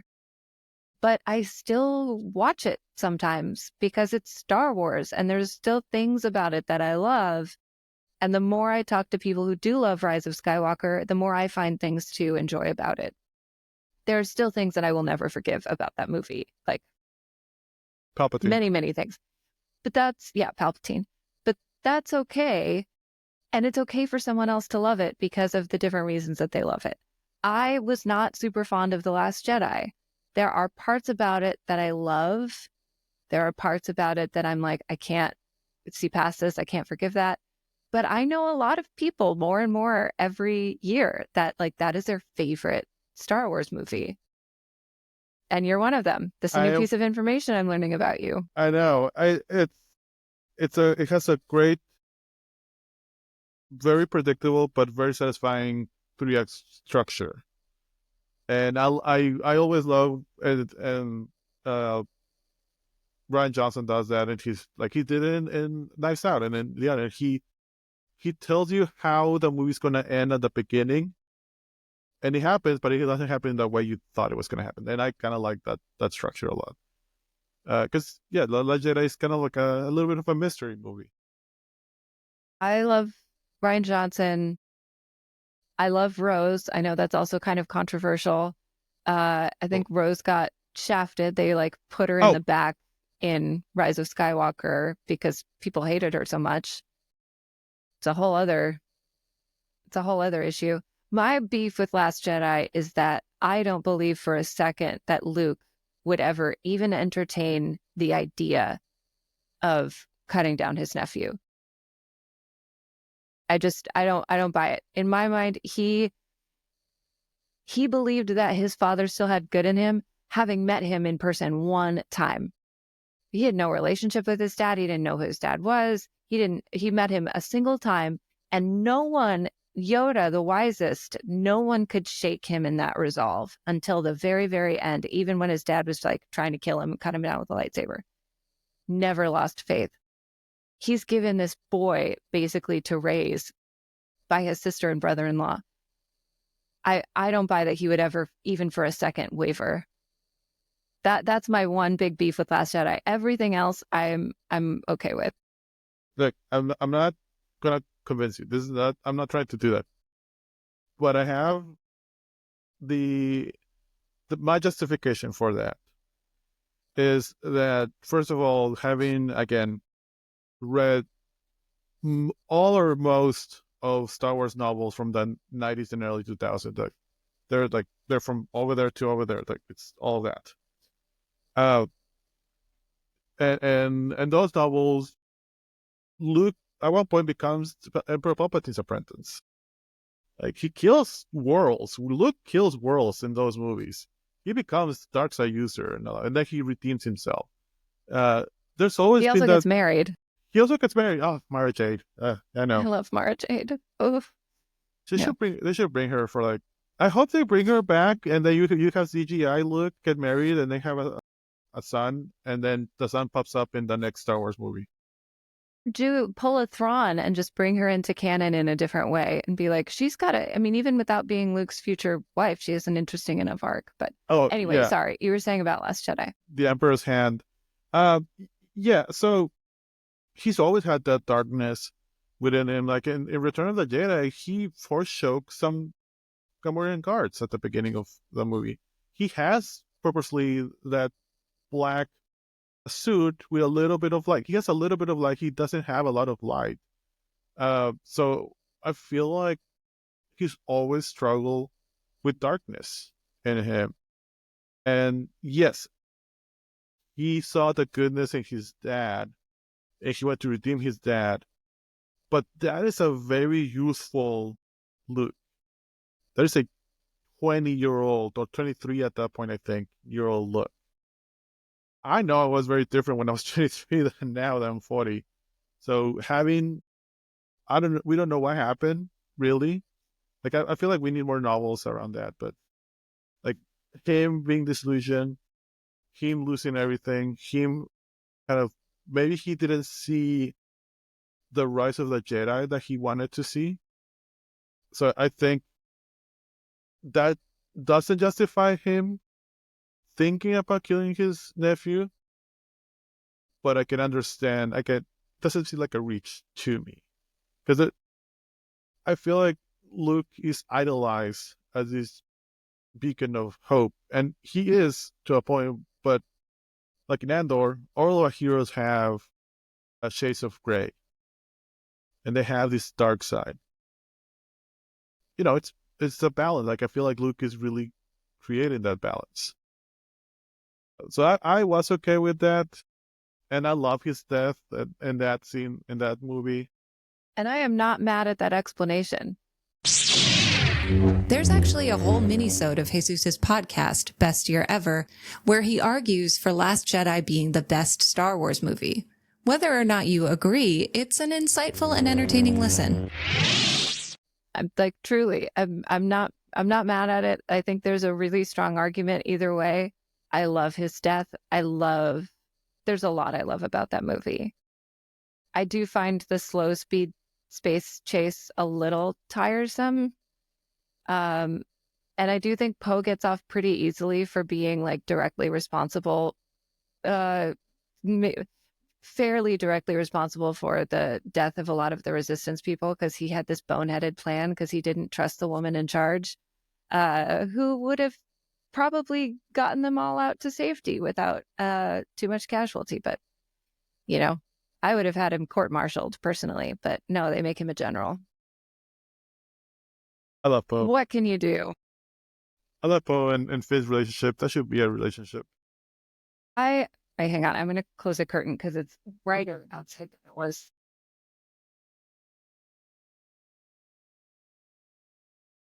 Oh, I can see your Yoda poster over there. Oh, yeah. I've got a Vader one over here, too. Oh, cool. It's the same artist. Yeah, same artist. They're both drinking tea. Nice. On brand. That's kind of where that was. But what was I saying? Poe and Finn. Oh, yeah. And I think I've brought this up on the podcast before. They have that moment in Force Awakens when they reunite, and they're so happy to see each other, and they have this they have incredible chemistry. And he's like, "Oh, let me give you back my jacket," and he goes, "No, keep it. It suits you." And the way he says it suits you is so Yeah. oh, it's romantic. Yeah, and I feel like that would have been a really easy. Instead, they shoehorn a random lesbian kiss in the last scene, and you're like, oh, it was meaningful. It absolutely was. It was a bold choice. I get it, but it's also it was a little ham-fisted. I feel like they could have explored that a little more and made it more like we knew they had a relationship prior to that moment. Instead of oh, let's just put this in here at the last minute. Yeah, I really hope that the next movie, we don't know if John Boyega or anyone else is coming back. I think it sounds like he and they maybe buried the hatchet a little bit, but yeah, I need him back. I need the Poe and Finn relationship full on the next movie. I need Finn to be able to use the Force in the next movie. I don't like that. So, well, here's the thing. I wouldn't pick that either. I'm not super crazy about it either. However, they put it out there that he's Force sensitive. Then they were like, we're going to do fuck all with that. We're not going to. Yeah. Yeah. We're not going to explore that. And that bummed me out. I also wouldn't have made the decision to make him Force sensitive, but it's like, well, you already opened that can of worms. You can't put it back in. So yeah. So now that that's a thing, I need to see that. When The Force Awakens came out, we all thought that Finn was gonna be the Jedi. That was a poster. He had the lightsaber. We didn't Rey being Force sensitive was a surprise, at least for me in that movie. Same. Yeah. So that was that was impactful for me, seeing a woman be the main Force user, because I didn't watch the cartoons until later. I didn't know Ahsoka. Mandalorian wasn't out yet, so there was no live action Ahsoka. There was no we get the idea that Leia kind of has the Force. We get the idea of that in Return of the Jedi. And then in the prequels, we have female Jedi, but we have no main character female Jedi. We've got, hot Twi'lek who gets shot into the dust on Felucia. R.I.P. Aayla Secura. But it was, for me, it was incredibly powerful to be like, oh yeah, girl power. She's a really good character also. She's a really good character. I don't know. I do not understand the rampant Rey hate that is in the internet. I do not get it. But John Boyega handles a lightsaber in that movie before she does. So, Yeah. No, yeah, I thought it was going to be him too. It makes some sort of sense because he was a little bit projected, at least in that movie. The Last Jedi, they completely forgot about that. And I know John Boyega wasn't happy about his role in The Last Jedi. He thought he was too comedic in The Last Jedi. He kind of was. I thought he was funny in Force Awakens, but in a good way. Yeah, well, my understanding is that on The Last Jedi, he thought he was the butt of a joke more than him being like a comedic foil or just like being comedic and like that, because he's a funny character. Like he's a fun character. But I do acknowledge that in The Last Jedi, Rian Johnson didn't really know what to do with his character, with Finn's character. Like he had a very specific view of obviously Rey and Kylo and Poe. Like they had very specific roles in that movie. Finn kind of felt like he was a ram. Yeah. But he did have really good moments in The Last Jedi. He did. I also think, I feel like Rise of Skywalker shafted him worse than The Last Jedi, personally. But I mean, I can't speak for how he felt as an actor in that. It's almost like they didn't have a plan. Almost like they didn't. There's something that is so, like, honestly, there's something that happens that is so bizarre that I believe, like, I would rather believe that Luke would kill his nephew than believe that they went into a sequel trilogy without a plan, but that's exactly what they did. There was not, if I was in charge of Lucasfilm at that point, I would be like, okay, we're going to get together with the creative team. We are going to use different directors, but we're going to get together with the creative team. We're going to storyboard out the broad strokes of the plot. Here's point A, here's point Z. Here are a few points in between that have to happen. Anything else, go nuts, to put your own stamp on it, create your own characters and all of this stuff. There is no way in a million years it would have occurred to me that this would come out without a plan. I'd rather have Luke try to kill his nephew than believe that. But it's exactly what happened. It's exactly what happened. Like they did get a plan after that with Jon Favreau and Dave Filoni. I think they learned their lesson. But I think what they were trying to do basically is catch lightning twice, because the original trilogy did not have a plan. George Lucas did not write 9 movies. That's not true. I think he wrote a bunch and then just like, all right, it feels, because definitely, Luke and Leia were not siblings in The Empire Strikes Back. No. And definitely they weren't Darth Vader's children. Like Leia was not. So all of that was like, all right, I guess we're doing that now. So I think they were trying to do that for the sequel trilogy, like make it kind of loose, but yeah, there should have been definitely, at least like you said, an outline. That's what I appreciate a lot about the prequels. The prequels had a lot of flaws, but they are very singular in their vision. Yeah. Like it's George Lucas through and through. I am a prequel appreciator, but it took me a long time to get there. I still find the acting performances to be incredibly funny, and they're not supposed to be funny. I think that Natalie Portman and Hayden Christensen are talented actors. I think their performances in those movies were horrendous, so bad. Their chemistry is so awkward. It's just like and I'll never get past that. However, I still really like the movies, and it took me a while to like the movies because, I think I was one of those shitty, like, oh, prequels is not the real thing and yada, yada, yada.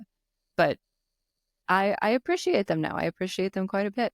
Well, you don't like the line, I wish I could wish away my feelings?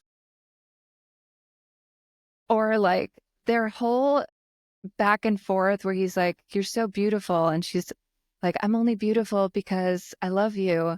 And he's like, oh, well, your beauty is blah, blah, blah. She's like, oh, then love is blind. And he's like, oh, I don't.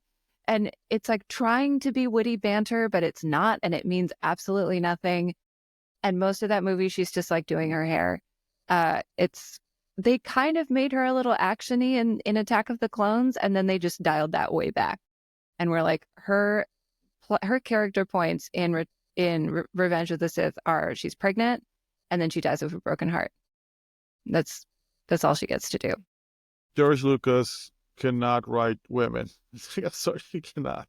I don't know. Leia, Well, I okay. feel like he Yeah. hit the mark with Leia. Yeah. He missed the mark with Padme, for sure. Yeah. I feel like, again, this is older Lucas versus young, scrappy Lucas. Like, and we kind of touch on this a little bit, but episode 4 especially, and Leia, I think it's based a lot on the Mexican Revolution. It has a lot of similarities. And Leia specifically, her hairstyle is very Native American inspired, but also very Mexican women revolutionary. They were called the Adelitas. And a lot of them had the same hairstyle, like the buns. So you'll see pictures of Adelitas. And these were hardcore revolutionary women. And you'll see them. There's a real famous picture of one of them just poking her head out of a moving train, looking like super intensive as hell. And they had like the big flowy white or mostly white dress. But they were very Leia looking, or Leia was very Adelita looking. He definitely had that to build off for Leia. In the prequel, I think he based Padme on Guinevere, or like, I feel like the prequels are very Arthurian, like romantic and damsel distress, like leaning into those stereotypes. Not great, but I think that's what he was trying to do. Yeah. Which is funny because he made her a democratically elected queen and then a senator. And it's like he sets her up to be this really powerful character. And I think the Clone Wars TV show rights a lot of those wrongs, which is great. And it makes her like a really savvy political operator. And she has some action moments and she's a much more fleshed out character. But yeah, I've talked about it multiple times on the podcast. There's so many different ways they could have written her death. Like she dies while fleeing Coruscant. She dies in childbirth because of like the reason that most women die in childbirth. Complicated pregnancy, whatever. But to die of a breath, it was so weak sauce. The one of the and I feel conflicted about this too, because one of the things about Star Wars, it is escapist. I mean, yeah, George Lucas puts a lot of political messages and definitely leftist political messages in it. So there's that, but for the most part, it's not super realistic in its interpretation. I feel, not being a woman, looking at it from the outside, childbirth, like a realistic childbirth death, might be too real for Star Wars. Death of a broken heart is stupid. It's dumb. Yes. But it is very dumb. It is very dumb. But it like from a complicated like I could have if I could change that reason, I would have changed it to she was supposed to have one child, Luke or Leia. And then when Darth Vader when Anakin became Darth Vader, the Force had to compensate that dark side, so they created the twin. And this was gonna get too complicated, but I feel like by creating that twin so late in the pregnancy, that twin zapped away Padme's life force, and that's why she died, because that twin just needed which is very tragic. And like basically either Luke or Leia killed Padme accidentally. Well, that's dark. Yeah, I know. The Force did, but that's less stupid than broken hearts. It is less stupid than broken heart. I think another version that I think would be my favorite version, this fleeing Coruscant would also be interesting, but would be that because at that point Anakin is Darth Vader. He's been named. When he chokes her, he kills her. he either kills her or he puts her in a coma. Regardless, she is so far along in her pregnancy that the twins are still alive. Obi-Wan scoops her up, takes her back. They're able to deliver the twins. And either she was in a coma and then she dies, or she was dead on Mustafar. And because that can happen. I mean, if it's far along enough in the pregnancy, you can deliver, a doctor could deliver twins even if the mother has passed away, or children.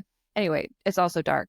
But I think that would have been even more powerful, because then when the Emperor says, in your anger, you killed her, it would be real.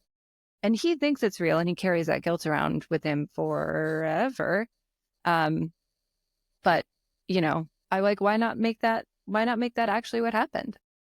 Or what should have happened, and now we're rewriting prequels, but that's fine. I know. I love rewriting these movies. I know, It's like me my too. favorite thing to do. I'll get to that point, but this is what Star Wars is supposed to be. Like, it's supposed to be a fable, it's supposed to be a myth, it's supposed to be up to interpretation to everyone. Like, for you, Luke would have never killed tried to kill his nephew, and that's the truth for you. And for me, he has a dark side, that's the truth for me. That's supposed to be Star Wars. So when people get mad, like, they ruined my childhood, like, oh, come on. Just live with your side of Star Wars, leave mine alone. Anyway. Padme should have stayed in a coma, or after being choked. I like that she gets in a coma, and now and live for a little bit and then pass away off screen later on. But that would justify Leia telling Luke that she remember her mother as being very sad. Because if you see your mom in a coma and like, oh, I mean, maybe he was like, she can sense it in the Force that she's sad, or as a child you have a very sad memory, so you interpret it. So that would have made way more sense. It would have made way more sense. So we're talking about mental acrobatics here. My way of explaining how Leia knows that she was very beautiful and very sad was that in the legend books, the Timothy Zahn books, when Leia's pregnant with twins, she is communicating with them through the Force while she's pregnant, and then also during childbirth, because they're like afraid and they're like, what's happening? I'm being pushed out of this comfortable place and it's bright and cold. But she's calming them, and she's full on like having emotional conversations with them. And my thought is, well, if that's kind of one of her like Force powers, who's to say she didn't have a similar connection with her mother from in the womb? Mental acrobatics, I know, but that's how I explain that in my head. I'm like, because people are like, how would she know that? Well, speaking of mental acrobatics, and I just thought about this, going with my very dark theory, maybe Leia is the twin that gets created by the Force and zaps Padme's life force. And because she does that, she senses the sadness of Padme as she's zapping her into her. And she grows up with Padme's sadness within her. Talk about generational trauma. I know, yeah. Wow. Yeah. There are so many different ways. Oh, here's a question. It's unrelated to the prequels or Luke or Leia, but it is related to Cassian Andor. When they're on Jeddah and they are imprisoned, and one of the, I think it's Baze, is like, oh, we've been in worse places than this. And he said, this is a first for me. And then he pulls out like a lockpick kit. I took that to be a sincere line. I did not take that to be sarcastic. The way he delivered that line, the way I interpreted that line was, it was the first time that he'd been in a cage, basically. And then we go back to Andor where he's in prison. And a lot of people then went back and were like, oh, I guess he was sarcastic in the prison cell on Jeddah. Like, well, this first for me takes out lockpick set. Like, obviously it's not a first for him. What is your opinion on that? Was that just like we're going to break consistency because it's a better storytelling, and if you're mad about it, suck it? Or was it he was sarcastic. I think the reality is probably A. Like they're probably like, you know what? It's a better story if he was in prison. Let's just deal with like whatever. I think he was lying.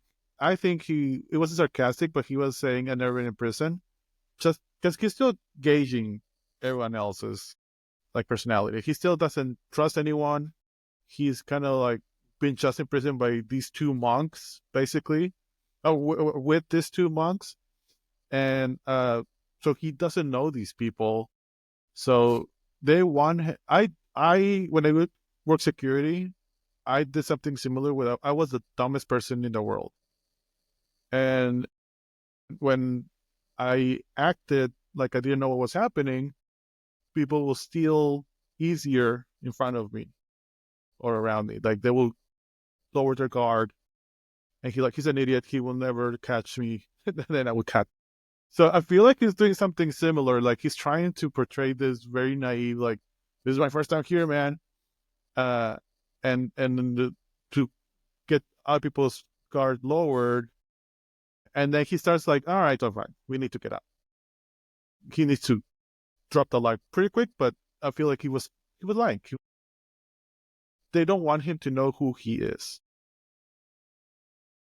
Okay, I like that explanation the best. Nice. Yeah, I will take that because that's something that I would buy. You know, we can all like retcon our memories of different things when new things come out, and all the people that are like Acolyte breaks canon. It's like fucking everything breaks canon. Everything breaks canon. Get over it. Who cares? It's, you know, it's mythology, whatever. I forgot what I was going to say. Yeah. But I believe that someone could watch Rogue One and think that he was lying the first time and not have to use it as a justification for something that comes out ahead of time. So, or in the timeline beforehand. Yeah. So I buy that. I like that he was lying because he didn't trust Jyn at all for a while. It took him kind of till like the beginning of the third act to really trust her.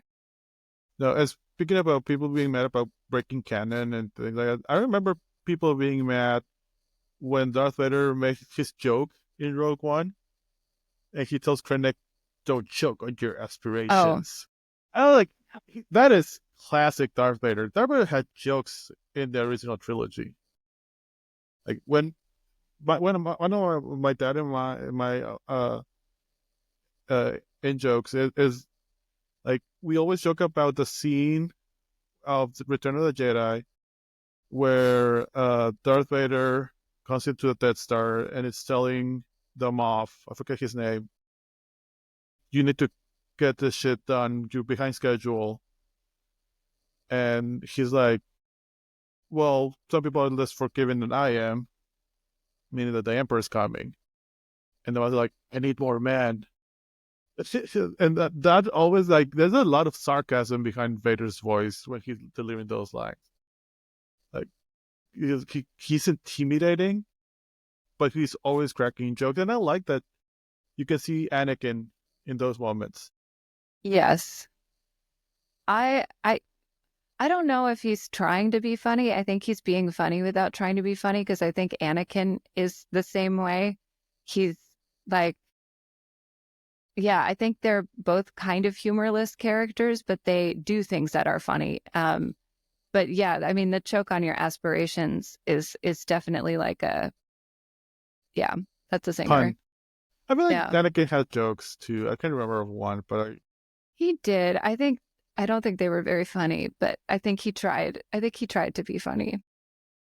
Yeah, he tried very hard. He had no game. He lucked out that Padme. Yeah. I think she fell in love with him because A, nostalgia, B, he's so pretty. Like he had no other real attractive qualities, like no game whatsoever. Clone Wars Anakin, a lot of game. So much game. Clone for Wars, days. Yeah, Clone Wars Anakin. When I say Anakin had jokes, I'm talking about Clone Wars Anakin. Okay. Yes. All right. No, I take back what I said. Clone Wars Anakin, funny, Yeah. tried to be funny, was funny. I felt like Yes. because George Lucas did a lot in the Clone Wars to make the prequels make sense and be better. Yes. We understand what the war is and why the war is. And I've said this on an episode before. When Order 66 is declared, the first time I watched Revenge of the Sith, I was like, I don't really care. I don't care about these clones. I don't really get the sense that they had like a really close relationship with the Jedi or the Republic or anything. I didn't care. And Clone Wars, by the time, the end of season 7 happens, you're like sobbing. Like, yeah, it did a really good job. And I think that's a big part of why I appreciate the prequel so much more now. Yeah. I always liked the prequels, but it always felt rushed. And the Clone I Wars, did not like the prequels just- for a long time. I do now. I did not for a long time. like speaking about like how things impacted me growing up, when episode 1 came out, 9, I was still a Mexican citizen, and I did, for whatever reason, that week that it came out, I didn't have my valid passport to cross to the United States. So for 2 weeks, I had to listen to my friends talk about episode 1, and then I finally went to see it. And when I saw it, I remember I went with my dad, and it was a midnight showing. The whole mall was empty, and I remember coming out and thinking, it's a Star Wars movie. Like, I didn't love it. Like, it's Star Wars. But then episode 1, when I watch it right now, it is up there. I won't say it's up there with episode 5 or episode 4, but it's definitely up there. How beautiful it is. So pretty. And then episode 2, I was in line for 12 hours. I was the first one in line in my theater. And then episode 5, my dad, my best friend, and Episode 5 or episode 3? 3. Sorry, yes, episode 3. Okay. Episode 3. I was like, you're not that old. No, I was thinking 2005. Episode 3.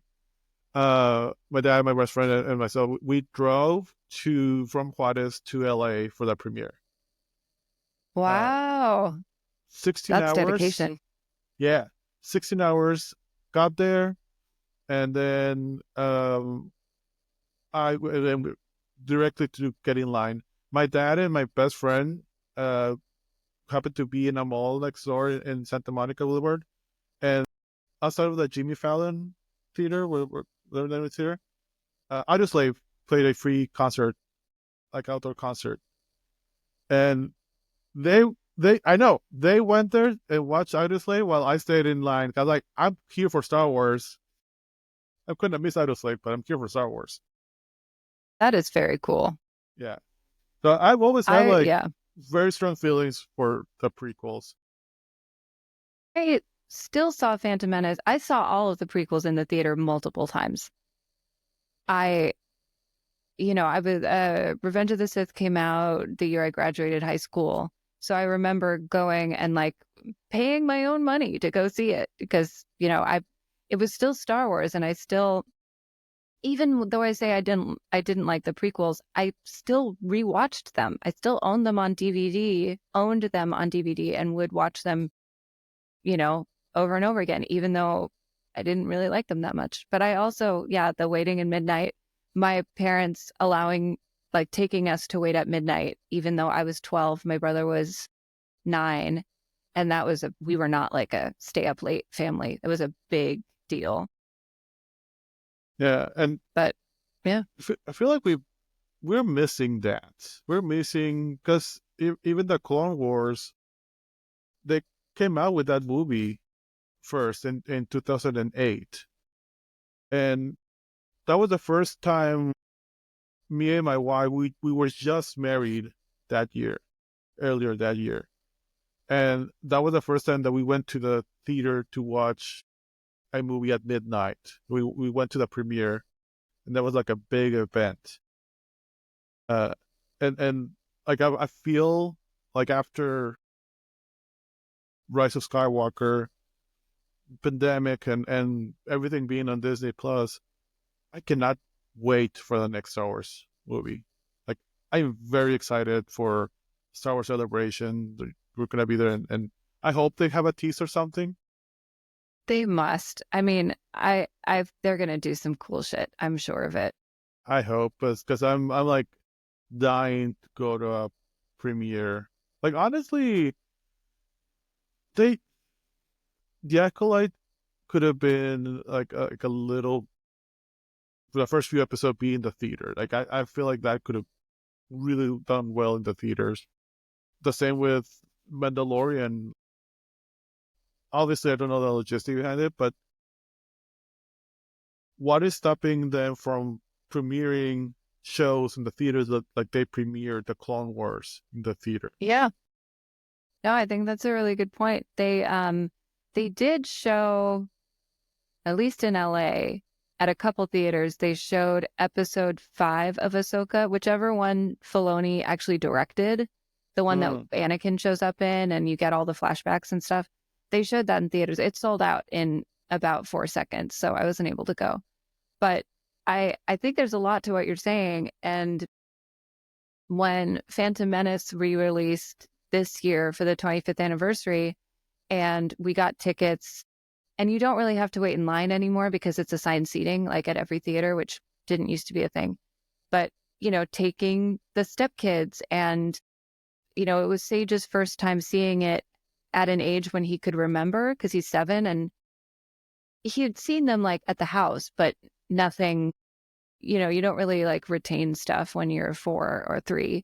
But him sitting in the theater and watching him watch it for the first time and experiencing, like, watching the trailers and all the different things, very, very special. Yeah. Oh no, I went to see the re-release, and I'm the type of person that I get really angry with how people talk in the theater. I like, and Alamo Drafthouse, they're really good at being very quiet theaters. And I went to middle of the day when I knew there was not going to be a lot of people, and like in the middle of the theater, the assigned seating, so you choose your seatings. Some dude with his like 9-year-old chose us seats next to me in an empty theater, and I like, oh, I was kind of like, oh, whatever. And then, but as the movie started, and the kid was being a kid, but he was getting excited watching the movie, and he was making noise and asking questions about the movie to his dad and things like that. What I could not get angry because he had the excitement that you should have on a Star Wars movie. That's it's not like he's on his phone or doing something. Yeah, he's engaging. If he's being a kid, he's obviously like squirming around, and then at the end of the movie, the dad kind of turns to me like apologizes, like, I'm sorry, kid, and like, no, this is for him. This movie is for him. It's not for me. This movie is for this kid. Like, it's a movie. George Lucas created the prequels for the younger generation. So, yeah, he's allowed to be a kid in Star Wars. Yeah. I was, Sage has a hard time sitting still. He's a 7-year-old boy. We took him when he was 5. We took a trip to New York, and we saw The Lion King. It was his first play. And I had seen it many, many times before over the, course of my life. And so I said, if he can't sit still long enough, we will leave during intermission. I've seen the show before. It's okay if I miss the second half. I just don't want him to be disruptive. And we did explain to him, we were like, you have to be really quiet. Here's why. And he just, because he can't sit through a movie at home. He just like has to do something else.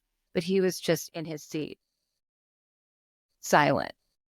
And he's the same way in movie theaters. Like at Phantom Menace, he was just glued to his seat. So it was a special thing sharing that with him. And what are your favorite parts? He was like, Jar Jar and Darth Maul. It's like, those, perfect. Yep. I feel like Star Wars could be special, and again in that sense of being movie events. Like Star Wars stopped being an event when we get all these wonderful like interpretations and reinterpretations and shows. I'm very excited about that. I had a existential crisis when Disney bought Star Wars, when Disney bought Lucasfilm, because right before that, I was still reading the novels, and the last novel I read was like 40 years in the future from episode 6, and at one point I was reading about a courtroom scene in Star Wars, and I'm like, why am I reading about courtroom scenes in Star Wars? This is weird. So I felt like it was dying, like and I made peace with that. I'm like, Star Wars is gonna go away, and like it's gonna be new things. It's fine. And then Disney bought Lucasfilm, and then I had the existential crisis because and I thought, oh, I'm not gonna see the end of Star Wars. Star Wars is gonna go for it. I'm gonna die, and it's still gonna happen. I think about that a lot. Yeah, but that's a beautiful thing. But I love that. I do think we've lost the specialness, the event part of Star Wars. I hope we get that with the new movies, and I think we will. I think we will too. I love the waiting in line. Force Awakens I saw in an Alamo Drafthouse-esque theater when it first came out, and everyone there was a super fan, so everyone was quiet during the parts that you're supposed to be quiet. But the fun thing is everyone, the second like something cool happens, everyone cheering and clapping, and like the second we see the Millennium Falcon, it's ah! And when Han dies, people were like, no, like actually yelling no in the theater. And that was fine to me because it's like you're reacting to what's going on. I was right there with them.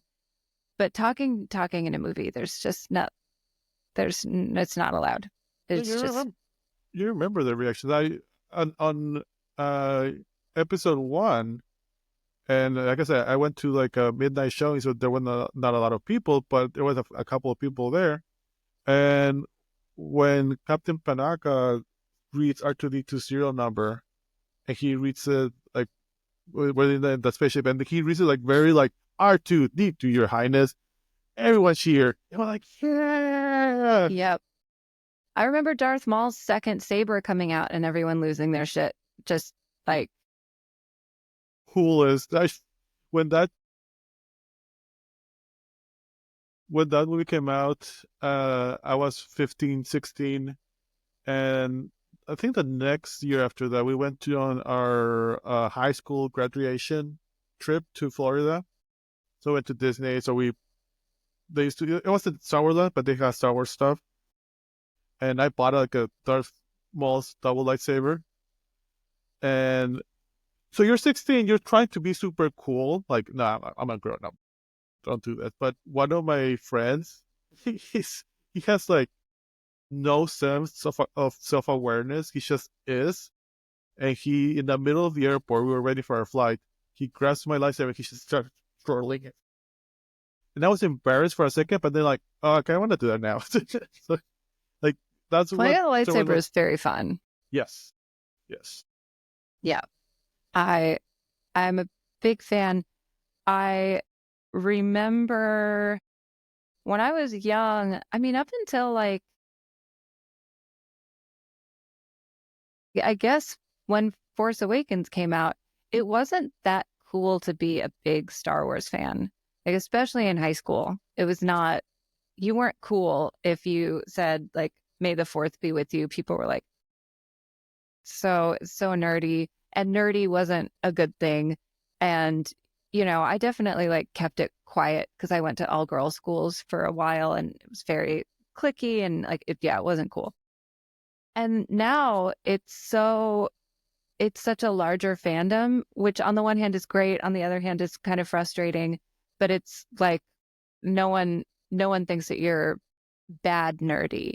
If you say may the fourth be with you to a non-Star Wars fan, they're kind of like, yeah, I see what you did there. Cool. I remember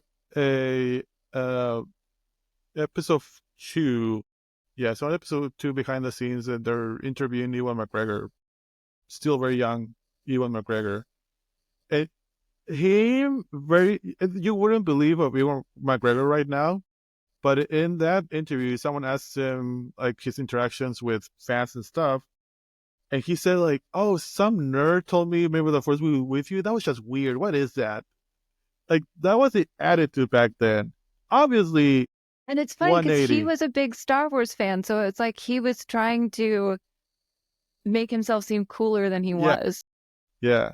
So yeah, no, I remember when I started seeing more Star Wars T-shirts just out in the wild, because you rarely saw Star Wars T-shirts. Like it was, yeah. No, it was not cool. It was not around. Speaking though of like having a special experience in the theater, I remember in late 2000, the movie Pearl Harbor came out, and I had no interest in seeing it. Zero. However, YouTube was not around, and they premiered the trailer for The Lord of the Rings. And I knew that, and everyone knew that. And I went to that movie and sat through that entire fucking train wreck of a movie just to watch. And it was not a full-length trailer. It was a teaser trailer where you see the 9 of them walking over the hill, and that's it. That's all you got. So for that, like, 30 seconds, I went just to do that, because you can't watch trailers on YouTube. And I know that there was a similar experience for the Phantom Menace trailer. I cannot remember what movie it was that premiered that trailer. Meet Joe Black.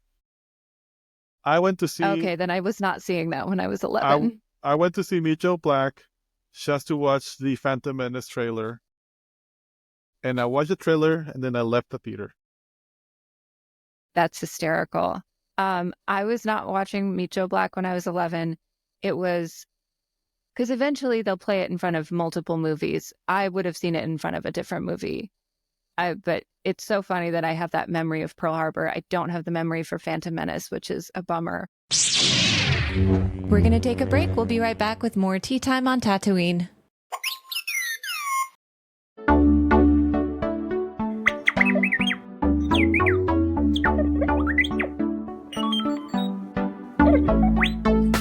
High above Bespin in Cloud City lies Droid Oasis, a premium spa just for droids. Whether you're fresh off a mining assignment or simply in need of a full systems reset, Droid Oasis has what you need to recharge at cloud level. Drift into bliss with a recharge soak. Cleanse and polish every panel, and feel the lift of our Tabana-infused steam baths, a Cloud City exclusive, perfect for your circuits. And for a limited time, experience our new anti-grav relaxation pods for an ultimate stress relief. Let the heights of Cloud City rejuvenate your systems. Relax, repair, and restore at Droid Oasis on Bespin. Get ready to reach new levels of luxury.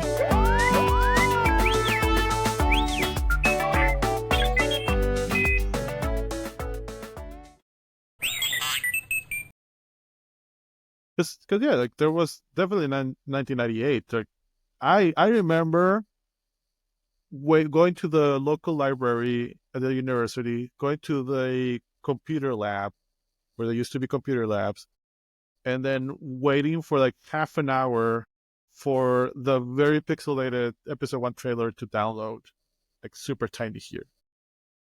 And it being the most, and episode 1 has one of the best trailers of all of the movies, honestly. It's so good. Amazing. You're like, never more hyped up as a Star Wars fan than watching the trailer for episode 1. And I got like all of the first toys that came out. And again, like between episode 9 and episode 1 and episode 2, I was a teenager and trying to be more of an adult. And I was still buying toys, Star Wars toys back then. And I remember kids making fun of me, like, I don't know, it's Star Wars. Like, I don't know what to tell you. Yeah, I feel like I tamped it down a lot. I mean, I still watched them at home, but I could have been more of a active fan, but I was so into peer pressure and like not seeming uncool that I definitely didn't. it's funny. The prequels did not grab my parents at all. I mean, they were very excited for Phantom Menace, of course. And my dad, so Phantom Menace was when they premiered Lego Star Wars, everything. Like they'd never done a Lego Star Wars thing before. So he bought every single Phantom Menace set, every single one, every pod, every pod racer, literally every single one. And I have them, and I've rebuilt them all because he built them and then took them apart and put them in bags, and there were missing pieces. So I went to like pick a brick and figured out what pieces were missing from every set and ordered them so I could complete all the sets. But I asked him, like, why didn't you do that for the other movies? He's like, after I saw the first movie, I just, like, he bought those Legos in anticipation of the movie. And then the movie came out. I love Star Wars because it's weird. And like George Lucas could have done more of the original trilogy for episode 1. If you've ever, one of the best behind the scenes documentary is the episode 1 documentary. And it's on YouTube. It's free. And there's no narration, there's no music. It's just the camera there, and you see how all of the episode 1 happened. And you see a lot of Duke Chang, who was new, he was one of the main designers, and he was struggling because he was designing ships that looked like original trilogy vehicles. And George Lucas told him, no, the original trilogy, episode 4, 5, and 6, is 1970s. It's a diesel engine. Episode 1, 2, and 3 is the 1920s. This is a steam engine. This is punk, this is cyberpunk before cyberpunk existed. Like, this is like Art Nouveau. Like, that was the main focus. Like Art Nouveau, where the trilogy is more brutalist and more like the Empire is. So that was such a departure. And I cannot imagine that happening right now and all the vitriol and hate that we've gotten even more. But Star Wars thrives when it gets weird and it experiments. And one of the best Mandalorian episodes is when it directly references Akira Kurosawa movies or spaghetti westerns. It just borrows from different eras and different, like, The Acolyte was very risky. I'm sad it didn't really pay off. But like, that's when Star Wars is the best, because it just goes to weird places. That is one of the things that I like about Rise of Skywalker. Like, it's also one of my least favorite movies. But it gets weird sometimes. The Rise of Skywalker is a weird movie. It makes weird decisions. It has weird, like, aliens. And it just gets, like, it does things that you don't expect, but I feel like that's part of the Star Wars magic. Star Wars is not meant to be formulaic like Marvel. Marvel is very formulaic. You know what's going to happen. You know It's going to be a big explosion fight at the end with a lot of special effects. Like Star Wars, you don't know what you're going to get. There's no formula for Star Wars. I agree. I think Star Wars is at its best when it's taking risks. I think what bums me out is a lot of Acolyte haters think Andor is the best thing since sliced bread. I happen to think Andor is a perfect TV show. I think it is exquisitely made. It was a risk. It was weird. It was a political thriller.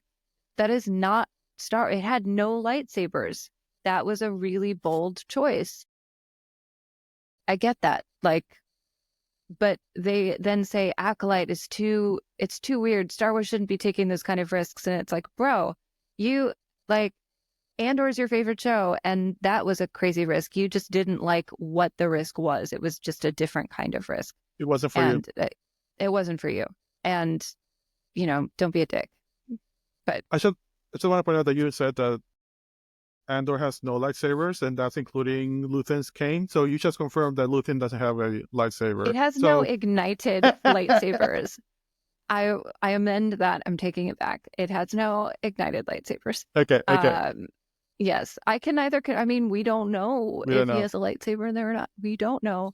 My one gripe with Andor is that there aren't, because you brought up having weird aliens in Rise of Skywalker. There are no aliens in Andor. There's 2 aliens. Exactly. Hey there, fact-checking myself again here. Aside from a handful of background alien characters and the 2 that Jesus is about to mention, there is also Vetch, an Urodel used by an acquaintance of Cassian's to try and intimidate him into paying a debt in one of the earlier episodes. Sorry I forgot about you, Vetch, but it would have been cool to have an alien or 2 in the heist squad. Just saying. It's Which only aliens? when Andor and that other prisoner that's also in Rogue One escape. Yes. Oh, yes. Mm-hmm. It had like a Yes. shovel for a hand, and like it was Yes. super weird out of nowhere, but it did feel out of place for the rest of the series. No aliens. And the rebellion was alien heavy because there was such anti-alien sentiment in the Empire and in the core. And there were a lot of aliens as part of the rebellion because of that. And so I thought it was there's no way it wasn't deliberate. I wonder if it was like a budget thing. They wanted to spend money on different stuff. But like, I thought that was very interesting that there were. Also, I think the shovel hands was a nice touch to, it's a Legends thing, but there were clones that the Kaminoans made with shovel hands to be mining slave labor. I didn't know that one. And so I didn't know that, but when I read about it in the Darth Plagueis novel, I was like, oh, I wonder if, I don't know if that was intentional or not, but it definitely seemed like they could have been. But it's weird. It's weird. There are a lot of things in Star Wars that don't make sense that we just accept. The whole canteen scene in Episode 4, those were all horror costumes that they just had at the lot. One was literally the devil. Well, literally a werewolf. Yeah. Which It's I'm very crazy. excited about the new show. What's the name of that new show? Skeleton Crew. Skeleton Crew. Yeah, Skeleton Crew. I don't know if you've seen the shots. There's really some shots. And there's one that's a werewolf, like a pirate werewolf. I'm very excited about it.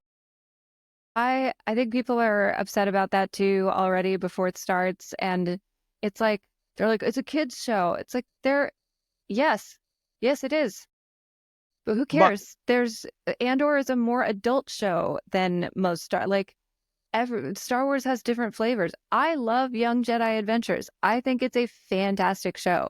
That is a show for children. It's not for me, and it's fine. I've tried to watch it. I've seen a couple. It's not for me. It's fine. You know, I'm it's not mad funny. at it. It's not for Sage doesn't like it, and he's the demographic. He's a 7-year-old boy, and he's exactly the demographic. And I'll watch it. I'll put it on. He's like, "Oh no, Young Jedi. I want to watch Hot Wheels." I'm like, "Oh, That's so funny. I love Young Jedi Adventures." Star Wars is like, people should have been more upset that they did Andor, because Star Wars is not for adults. It's for kids. Exactly. And Andor is an anomaly, which is, I love that we have Andor. Which is great. Yeah. Yeah. Like, But I love oh no, sorry, go ahead. No, I was going to say, I'm waiting for the horror Star Wars movie. I'm waiting for Stormtrooper zombies. Like, that's what I want to watch. Well, because we get that in Clone Wars. We get the Night Sister zombies. We get they reanimate their corpses to fight. Like, there's some fucked up stuff in the Clone Wars. But I like in Skeleton Crew, it looks like we get to see more of what was it like to grow up in this world? What is it like to just live in this world and do the little, your daily routine? You see what looks like a suburb. It's like, well, it makes sense that would be a thing. There are urban centers, and then there are the surrounding areas where the people live. Like, why would that be any different than it is anywhere else? I'm very excited about Skeleton Crew. I always have a period of adjustment when they introduce new things. I think the suburb idea is going to be a very, maybe not difficult, but interesting adjustment for me because the suburbs is a very specific American racist experiment. It started with people that wanted to have white-only living conditions outside of the city, and that's why we have a lot of segregation. And then it quickly became not that. Like, that lasted for like not even a decade, and it quickly became not that. But that's how it started. You don't really have the concept of suburbs anywhere else in the world. You have communities outside of big cities, but it's not the cutter thing that a suburb is. I am okay with that in the Skeleton Crew only because, like I said, Star Wars thrives when it's weird and it's referential. And this is very much referencing the 80s nostalgia, E.T., Goonies, Stranger Things too. Like, they all have to be in the suburbs because that's the experience of the filmmakers. So from that point of view, sure, there has to be a suburb somewhere in a trillion planet galaxy. Yeah. Well, and two, if you're having a show about kids, they have to be latchkey kids. And you only get those in the suburbs. You don't get those in the cities, and you don't get those not in the 70s and 80s too. Well, I feel like you'd get something similar in like a little sleepy town somewhere. Like, it's more like a town and less like a suburb. That's true.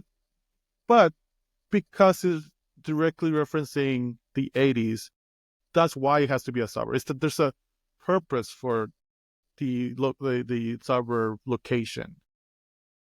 That way, outside of universe, I'm okay with, but it'll be an adjustment period for me. I think, it's going to be a very different show. It'll be an adjustment period for everyone. I think it will get hate like everything else. I think the internet has ruined Star Wars for a lot of people. I just need to not look at the internet. Well, I'm really good at ignoring the internet in that sense. So you and I've talked about it. We were talking about the Acolyte, and there's some things that you didn't like about the Acolyte. There's some things I didn't like about the Acolyte. And I remember you told me that you were feeling a little bit guilty because you didn't want to give any more kindle of fire to the haters just that have not seen the Acolyte. They just want to hate the Acolyte because they're BIPOC representation. But I can, in my, ignorance and in my, like, trying to not look at that vitriol part of the internet, I'm okay with saying I didn't like episode 3 of The Acolyte. It just wasn't for me. I just thought episode 3 of The Acolyte could have worked a lot better if it was pushed to 6 or 7. It just seemed very out of place. And I thought the chanting was a little silly. But it's not the same reasons that all this racist and misogynist hatred is coming from. But it is a very difficult tightrope.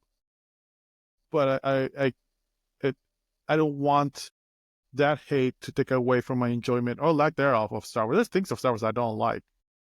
But Star Wars is still, like, it's Star Wars, and then way down here is everything else. And my least favorite Star Wars thing is still my most favorite of another thing. So I've still enjoyed Star Wars. I think that's fair. And the Acolyte grew on me as more episodes came out. But, I stand by some of my earlier complaints about it. But something I realized is Star Wars is my favorite franchise, bar none, 100%. But as far as like going back and rewatching movies, I watched the Lord of the Rings trilogy more than I watched Star Wars. Just in terms of like, because if you're judging them in a vacuum, they're better movies. Yeah. No, 100%. Yeah. But do I have as much love and like fan fervor? Absolutely not. I've always said this, and it's a little diluted now. There's some more shows, and there's some really good shows. But I always kind of said that Star Wars are not great movies; they're great stories. And because I think that's fair. magic about Star Wars. Everything in the background would make Star Wars special. Like the fact that almost every weird alien way in the background has a name and a backstory. How many other franchises can say that? Not even Lord of the Rings. I just learned a new one. What's his name? Elon Sleazebagano. Is that the Death Star? Why do I know this? Sure is. Elon Sleazebagano, who apparently canonically turned his life around after that interaction with Obi-Wan, because he was weak-minded and forced persuasion worked a little too well on him. Sleazebagano is his name. Wow. Just wow. Yeah, Star I Wars didn't know names. that until a couple weeks ago. Did you say that in that podcast that you released, or? Kevin did yeah. Okay, so that's where I heard it from.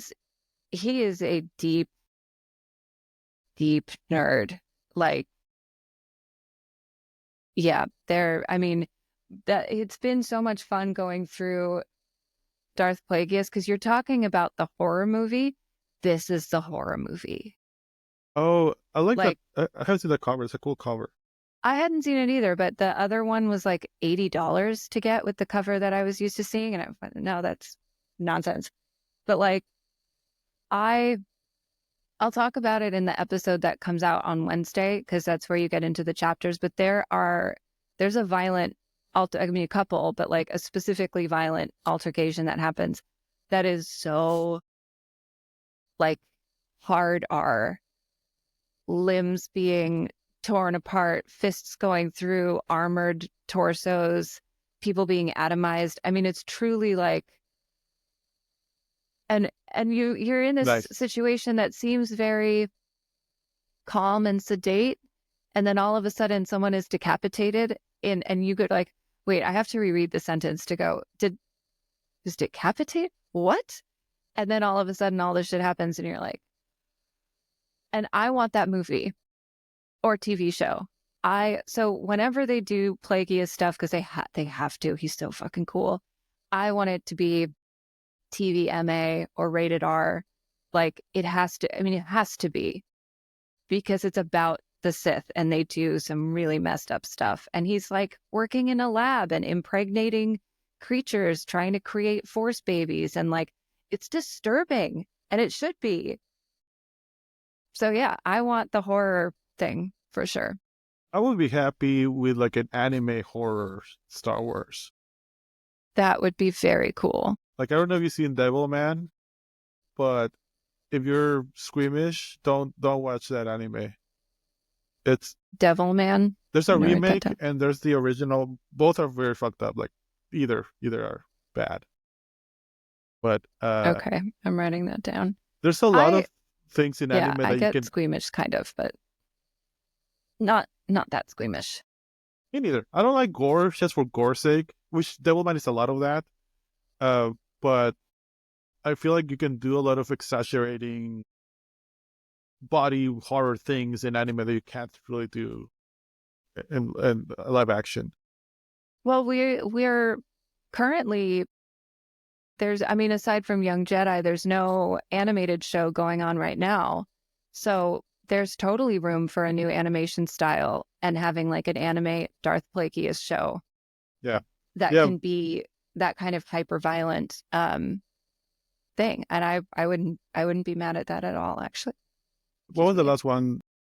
Visions, Star Wars Visions. So cool. So really good. And I wish they would take I'm hoping that they're doing that so they can get animation studios that you wouldn't normally take and then develop something out of that. Totally.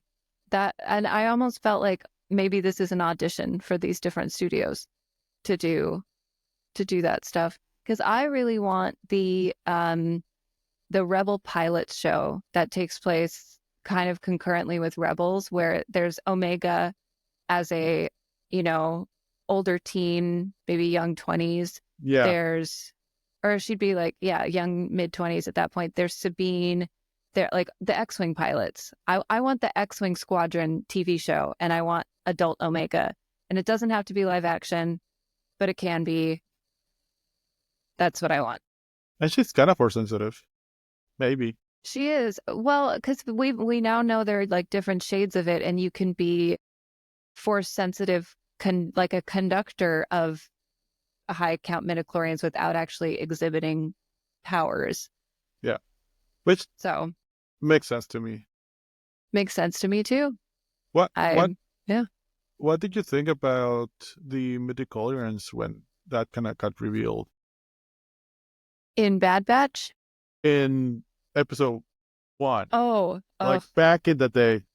yeah. I was so annoyed. I was like, I don't want you to quantify the force into some scientific bullshit. I did not care. I care now. I think stuff in like this is all about Plagueis trying to understand and manipulate midichlorians to both kill and give life and heal and do all these different things. But and Bad Batch made me care. But when it first came out, what was your take? I've always been the type of person that wants to understand everything, so I was all for it. I like, give me all the science behind it. But I didn't want to understand the force. I was like, it's mystical. I don't know. And it's fascinating that how George Lucas took mitochondrians, right? Midichlorians, No, mitochondrians, the actual, the real ones. the real ones. Yes, mitochondria. Yeah, like he took that idea and he's like, why if we just make them weird and have the force now for no reason? That's how I feel now at this state in my life. At the time, I was just like, this is silly. But I like how it's being interpreted now. Because I think episode 1, it was very much intended that the more midichlorians you have, the more force you have. And as easy as that. But now it's more and we like, know that's not true. no, and I like that interpretation. More like you get this mix of the mystical and the scientific. And I grew up in a Catholic family, but it was a very like scientific Catholic family, if that makes sense. Of like, yeah, there's God and stuff, but science is trying to explain that, so it wasn't really a conflict. So I kind of like that. It's the mystical and the scientific parts. Sith want to abuse the scientific part.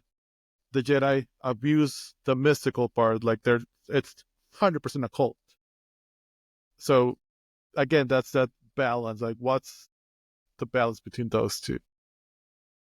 Yep, I agree. I do think because now we know you can have a lot of midichlorians and not exhibit force powers and just be force sensitive. But then in the book, they make an argument for one species in particular having a very low M count, but those midichlorians are particularly loud and active. And that, to me, is an argument for Sabine being able to use the force, because I don't think that bitch was ever force sensitive. No, not at all. And so people got mad about that. And I was like, I think, because everyone has midichlorians, every single person.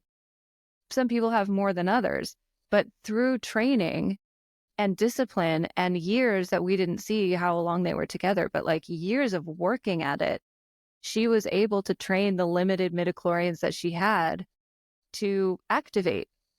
And the book gives stuff that backs that up pretty strongly. And I was like, I'm okay with this. It really lends credence to like anyone can use the force. Some people have it easier than others. Some people have to work really fucking hard. And I like how that sets up even more the fall of the Jedi, because they were so focused on high count that even when their numbers were dwindling, they didn't really accept it or had the patience, ironically, to train people with low count. The reality is that anyone in that Star Wars universe could have gone to Jedi training and had some sort of like there was no reason for them feeling special, but they wanted to feel special. Because even the droid, David Tennant droid, I don't know his name. Professor Hu Yang. He said like, "Oh, you would never really accept it because you have so low, you're kind of pathetic." But he never said you can't do it, which I thought was an interesting distinction. He never said you aren't going to be able to. It was just you have no innate force skill, which was true. Yeah.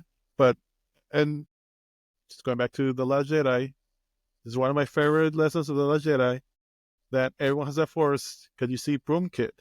And Broom Kid is one of my favorite scenes of that movie. Like, it's like everyone has Completely a potential. agree.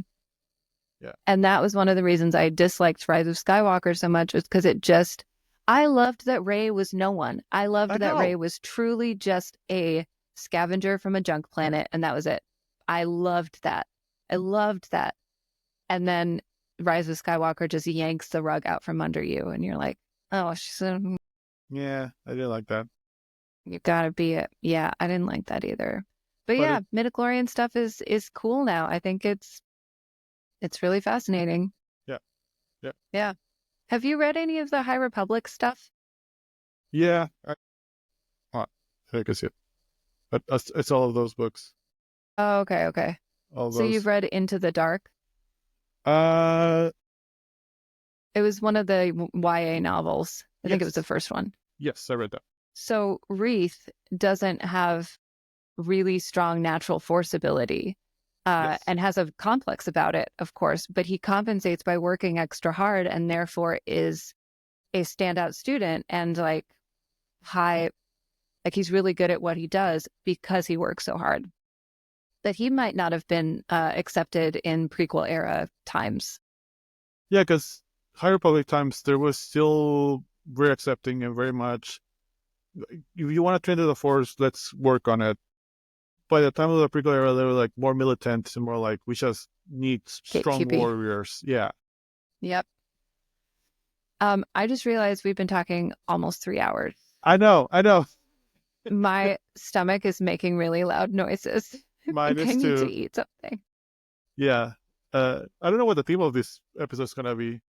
I'm not sure either. I think it's going to be, the whole show's supposed to be about fandom, so I think I'm going to kind of just make it that. The whole reason for doing this was like, anyone can be a fan. You can just have seen one movie and love it, and you're a fan. You're not less of a fan. Your fandom is not inauthentic. Just like anyone can be a Unauthentic. Jedi if you train enough. Anyone can be a Jedi. Exactly. Well, can you plug your podcast? Anything you want to plug? Oh, yeah. So I do a podcast with my co-host, Casey Glynn. It's called Best Year Ever. And we watch exclusively movies from 1994. And we're trying to determine if 1994 was the best year ever for movies or not. I will redact a little bit because almost exclusively because the last 2 episodes, we took a break from 1994. And we're watching our favorite movies. And then after that, we are going to have a special guest, Anna Trumbo, for That's Shawshank me. Redemption. That's you. Yeah. All right. Cool. Well, best year ever. It's very fun. I've enjoyed it tremendously. Okay. Yeah, great talking Star Wars with you.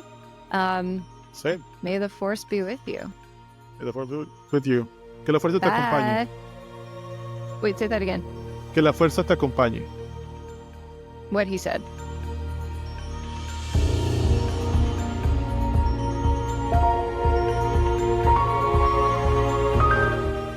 For a video recording of the complete conversation, check out Tea Time on Tatooine on YouTube. As I said up top, Star Wars and the entertainment industry as a whole are making progress in the arena of representation, and it shows. Is it enough? No, not yet. Is it movement in the right direction? Hell yeah. And I gotta say, I don't see much of myself in Diego Luna, but I don't need to in order to enjoy Rogue One or Andor to the fullest. Also, make sure to check out Jesus's podcast, Best Year Ever, on Spotify or Apple Podcasts, especially the episode on Shawshank Redemption, which, as mentioned, features yours truly as their first ever guest. We had a ton of fun. His co-host Casey and I were mortified by some of his hot takes, and we collectively agree that Shawshank is a love story. While you're at it, listen to the other episodes. It's a very compelling argument for 1994 being the best year ever for movies. Or not. You decide. On Wednesday, I'll be releasing our final installment of Darth Plagueis on the Patreon. The ending, as you can imagine, is sad. It is a Tragedy. after all. Next, I'm going to tackle more of the High Republic, which I'm super excited about. Go to patreon.com/teatime on Tatooine to support what we do here. It means a lot. And one last quick thing. It's a crazy time in the world right now, and I know it seems like everything is on fire. And in many ways, it is. So now it's more important than ever to lift each other up and be supportive, rather than cutting or cruel. If you're feeling lonely or despairing, remember that we're a community, and there are a lot of us. Reach out, find each other, and be there for each other. That wraps up our show for today. This episode was edited by me and Sam Kieffer, with additional editing by Nick Griffith.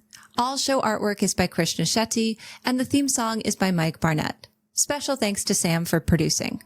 If you enjoyed this episode, please subscribe and tune in a couple weeks for episode 18. You can find me at Tea Time on Tatooine on Instagram.